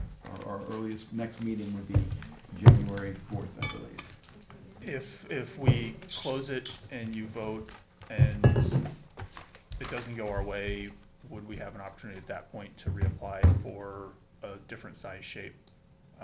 Absolutely. New application, yeah. New application, sure. Yeah, new application. Whole new process. Start new process. Yeah. I And would that also suggest, says January. I mean, that's if, I would it doesn't get suggest- approved. Try to speak to them, we hold, work it out with. well, yeah, I would suggest we hold it open. And then if you decide that you want to stick with the plan you have, then we can close it at the next at whatever meeting that is, You need 4 and votes. hold it open, and I understand. And we're with not- written submissions. Right, and we're not leaving it open for a new date before January 4th. So nothing would happen until January 4th, which is a wonderful opportunity for you to have a great conversation, to try to work things out, come up with an agreement. And Spend if you, plenty of and if you time. decide that's not what you wanna do, you can always let us know. Yeah, yeah. Helen, you like the bowling alley, Helen? She's like, nope. So we keep doing this, but Mr. Lemesh has some photos that show, they show some new concrete. Well, I think the GIS You can- photos you can show submit it. soil disturbance. Okay, I will. That was provided to us tonight. Okay. Okay. Yeah, yeah. Which, by the way, is of concern to us. Yeah, I mean, particularly since so much of this is an as-built anyhow, so, yeah, Yeah, no, that shouldn't be there. right. Yeah. I think we need to hold it open. I Yeah. think so too. There's enough things for you to consider. I mean, I think if it's denied, then you have to start the whole process over again. So my own feeling is that you probably have a better shot at coming back with some ideas, some creative thinking. We need the vegetation plan, the agreed upon vegetation plan, some other things. I mean, that's just my feeling.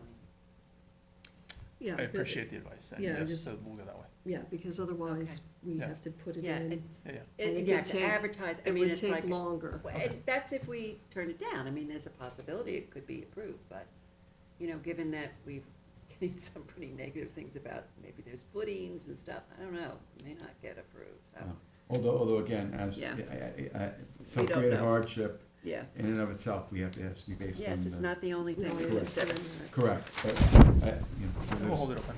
We'll hold it Okay. open, thank Okay. you, Good appreciate idea. it. okay. Thank you. Thank you. Okay, all right, Michael Zalidi is not here this evening. I will make a motion that we hold the application of Dreamview LLC open for all purposes until our January 4th, 2024 meeting. Second. January what day? January 4th. Four. Oh, 4th, okay. Right. Yes. I got mixed up, Yes. 2024. Yep. I wrote 24 as well. So. Yeah, see, I know you did the More work. like January Well, 24. thank you, and you Yeah. got a lot of good input, and I appreciate it. Yep. I mean, this I is appreciate all not your your efforts. typical, No problem. Thank you. yes, thank you, I appreciate it. Yeah, this Kurt. is missing. Mr. Macedonia. Yes. All right, good night, Good Burgess. night. Thank you, good Chair night. votes aye. Have a good night, everybody. Thank you for your, Thank you. input, your testimony. Oh, what a night. I have to, I'm sorry, I have to use the break. I do too. Yeah, Can we take one One at quick a break? time. One at a time. We can only go one at a time? Yeah. Full pass, you only get one full pass. Supposed to have a quorum. Oh. Well. Can we take a short break? There used to be What? breaks. My There- son's waiting for me. There used to be breaks, we used to take breaks, and that ended. That ended, because it's like a whole thing to shut down all the equipment, and then restart it again.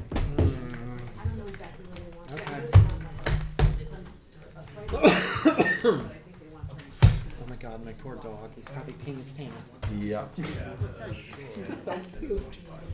Yep. Little puppadoodle. Yep. I think I've seen pictures. Yes, Tiny Tim. Yep. So cute. He's 11 months old now. Wow. Very nice. Alan, give us a show. Good night, you can take care. I think you can start the decisions. Yeah, start. Okay. All right. What do we do with all the ones We have a opened? reopen. What do we have to do? Yeah, we had amended decision. Amended decision, Slotnick. Slotnick, so, Do I have to do Yes. anything? One second. sure. That's the first one I have.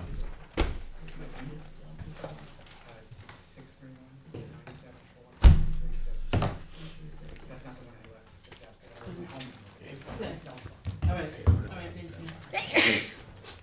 Thank you, sir. Good night, sir. Had we known, right? Yeah. And had money. Oh, yes, yes. Two things. Oh, boy, yeah, very, Okay, very I'm sorry, true. Adam, I'm ready. Okay, all right, so, I'll just gonna read the amended decision. This is number 15 on the agenda, Lee Skolnick, 50 Round Pond Lane, in Sag Harbor. I have an amended decision, and it's Suffolk County Tax Map number 926-2.16. On October 5th, 2023, this board, by decision number D023119, granted variances for an attached two-story addition to an existing dwelling.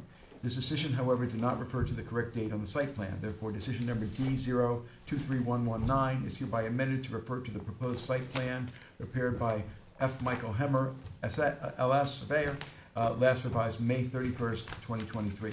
All other provisions and conditions of decision number D023119 remain in full force and effect. Second. Mr. Leonard. Aye. Mr. Macedonia. Aye. Ms. Burgess.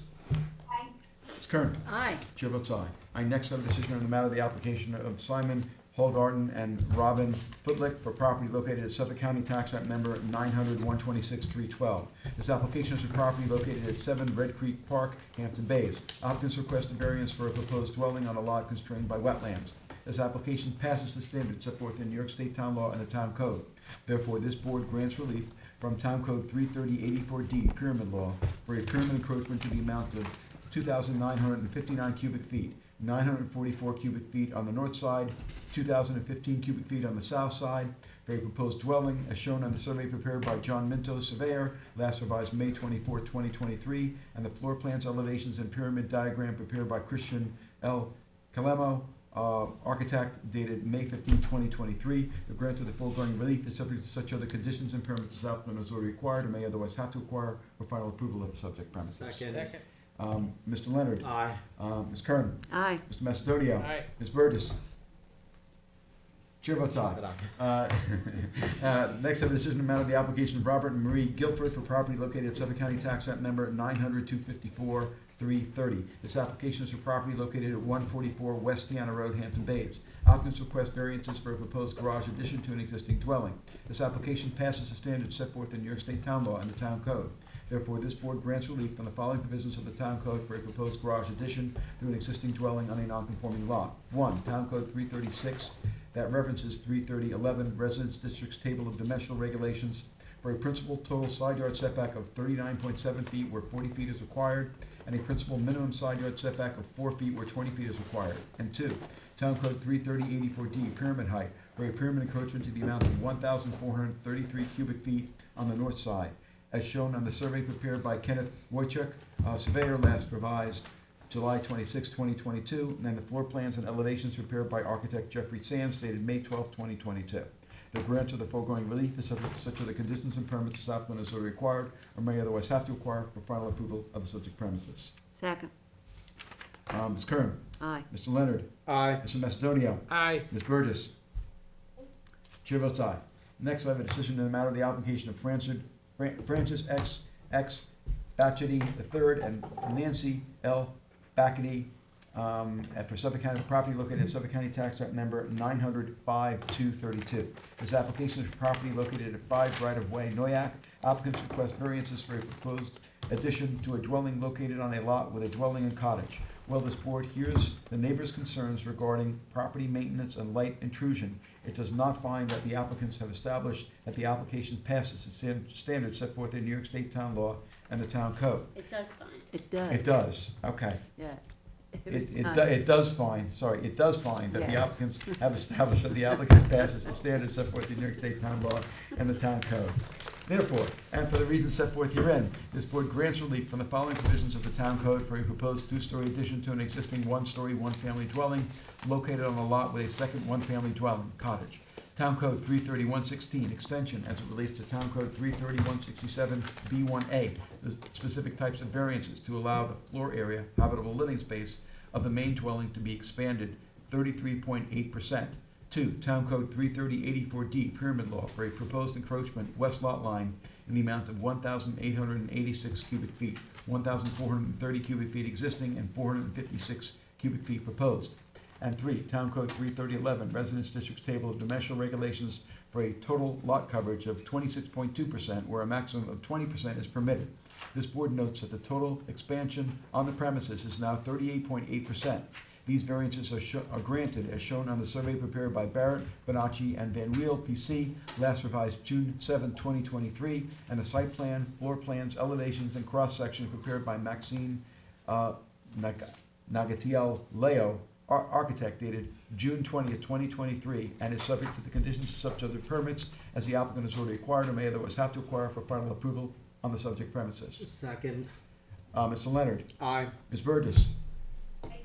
Mr. Macedonio. Aye. Ms. Kern. Aye. Chair votes aye. I next have a decision in the matter of the application of Camille Cora and Robert Penny for property located at Suffolk County Tax Map Number 900-292-3-231. It's It's 21, 20. Adam. I made a mistake there. It's 20, lot, so it's lot 21? Yes. Lot 21, okay. This application is property located at 5 Oldfield Lane, East Quogue. Applicants request a front yard setback for a proposed first-story addition on a lot burdened by 2 front yards. This application passes the standards set forth in New York State Town Law and the Town Code. Therefore, this board grants relief from Town Code 33011, Residence Districts Table of Dimensional Regulations for a principal front yard setback of 35.3 feet, where 40 feet is required for a proposed first-story addition on the west side of the property, Middle Road, as shown in the survey prepared by Angelo Joseph Ciceri, last revised April 5th, 2023, and the floor plans and elevations prepared by architect Paul J. Clinton, dated April 29th, 2023. Granted the foregoing is subject, relief is subject to such other conditions and permits as applicant has already acquired or may otherwise have to acquire for final approval of the subject premises. Second. Mr. Leonard. Aye. Ms. Burgess. Mr. Macedonia. Aye. Ms. Kern. Aye. Chair votes aye. Next, I have a decision in the matter of the application of 69 Wild Goose Lane LLC for property located at Suffolk County Tax Map Number 900-103-230. This application is for property located at 69 Wild Goose Lane Watermill. Applicant seeks a variance to allow a 3rd story to remain in a dwelling. While this board recognizes that 3rd floor habitable space is not customary in the town of Southampton, it finds that there will be little to no change in the character of the neighborhood in approving this variance for the existing 3rd story. The outside appearance of the house will remain the same, and the height of the dwelling remains unchanged and conforming to the town code. Likewise, this board finds that the benefit to the applicant in legalizing the space is great under this set of facts and circumstances, as testimony and evidence have been submitted that it has been in existence since the construction of the house. Therefore, this board grants relief from Town Code 33011, Residence Districts Table of Dimensional Regulations, to legalize the conversion of an existing attic space into habitable space without the benefit of a building permit, thereby creating a 3-story dwelling where a maximum of 2 stories is permitted, as shown on the survey prepared by Squires, Holden, Weisenbacher, and Smith, last revised August 17, 2023, and the plans prepared by Gary Ben, surveyor, last updated March 9, 2023, and the floor plans prepared by Stott Architecture, dated April 19, 2023. Applicant must update the survey prior to the issuance of any certificates for the 3rd story to reflect a 3-story dwelling. Given the circumstances and applicant's willingness to limit the variance to the existing third story only, this decision is conditioned upon the square footage of the third story not being expanded and the third story not being rebuilt should the existing dwelling ever be demolished. This decision is further subject to such of the conditions and permits as applicant has already acquired or may otherwise have to acquire for final approval of the subject premises, including the installation of any necessary sprinklers as may be necessary. Second. Ms. Kern. Aye. Mr. Macedonia. Aye. Mr. Leonard. Aye. Ms. Burgess. Chair votes aye. Next, I have a decision on the matter of the application of 17 Bishop LLC for property located at Suffolk County Tax Map Number 900-358-121. This application is for property located at 17 Bishop Avenue, West Hampton. Applicant requests a pyramid encroachment and variance for total side yard setback to elevate an existing house located in an AE8 flood zone to comply with state and federal regulations and for a proposed modest one-story addition. Here, despite testimony from the neighbors to the contrary, the board finds that this application passes the standards set forth in New York State Town Law and the Town Code.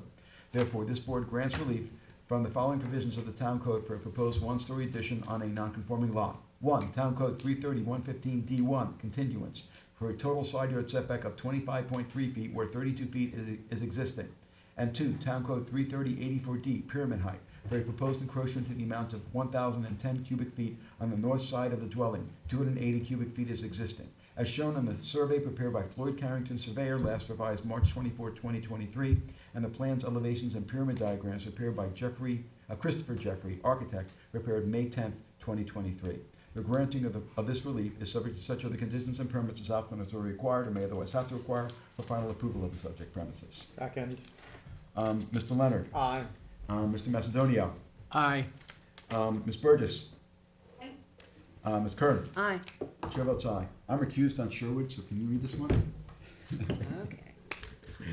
This application is for the David H. Sherwood and Michelle Beebe, Suffolk County Tax Map Number 900-17-2-46. This application is for property located at 10 Crescent Street, Noyak. Applicants request a minor variance for a proposed detached accessory building and proposed screened-in porch. This application passes the standards set forth in New York State Town Law and Town Code. Therefore, this board grants relief from Town Code Section 330-11, Residence Districts, Table of Dimensional Regulations for the following. 1. For a rear yard setback of 53.3 feet where 60 feet is required for a proposed screened-in porch attached to a proposed two-story dwelling on an existing foundation. And 2, for an accessory distance from street front yard setback of 40 feet where 50 feet is required for a proposed detached accessory building, one-car garage / pool house with covered porch. As shown on the survey prepared by Joseph Sikafika,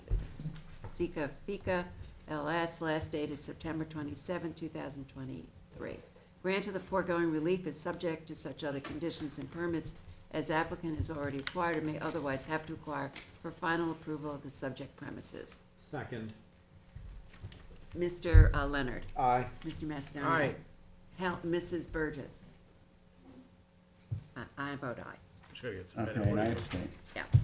Okay, next decision on the matter of the application of inter vivos deed of trust of Ann S. Abel dated May 8, 2015, property located at Suffolk County Tax Map Number 900-385-273.9. This application is for property located at 43 Dune Road, East Quogue. Applicant seeks variances for a proposed one-family dwelling located in an adjacent area. The proposed dwelling replaces a dwelling built as a result of variances from this board and is more conforming than what had been previously been approved. This application passes the standards set forth in New York State Town Law and the Town Code.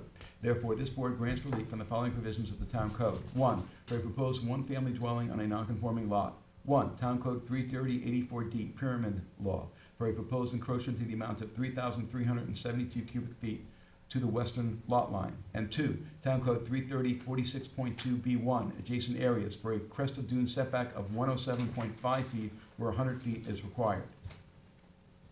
So, okay. This doesn't seem right. No, should be less. You want to check that? I do. Okay.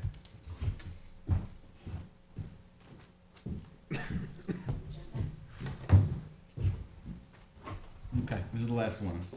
Yeah, no, Yeah. it's okay. Yep. It's okay, we want it to be correct. Yes, we do. Small to begin.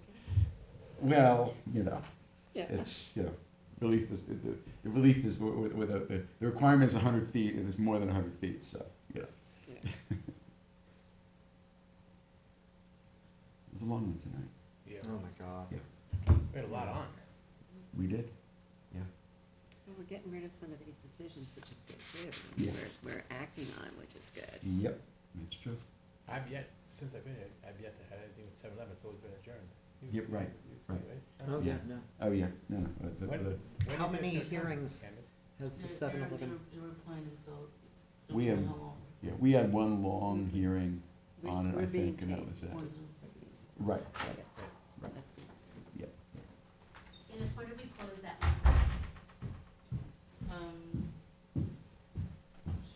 9/7.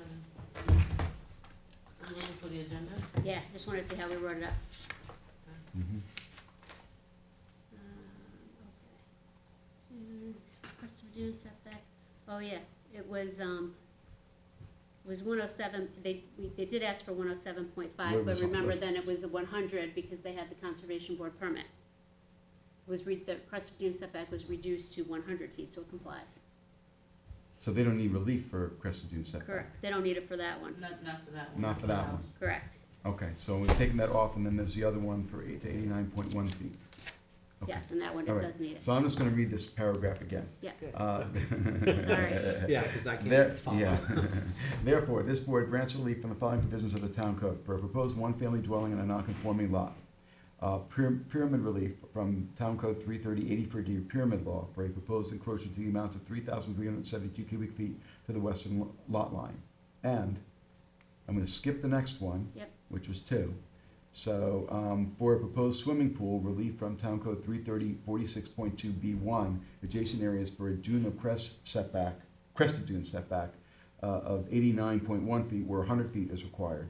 And 3, for a proposed pool deck, relief from 330-46.2B1, adjacent areas for a crescent dune setback of 84.5 feet where 100 feet is required, as shown in the survey prepared by David H. Fox Surveyor, last revised March 30th, 2023, and the floor plans, elevations, and pyramid diagram prepared by Robert Marker, R.A., architect, dated April 4th, 2023. The granting of these variances is subject to such other conditions and permits as often as are required or may otherwise have to acquire for final approval, including any required modifications to the issued wetlands permit and/or coastal permit prior to the issuance of a building permit. Second. Mr. Leonard. Aye. Ms. Burgess. Mr. Macedonio. Aye. Ms. Kern. Aye. Chair votes aye. Motion to close? Second. All in favor? Aye.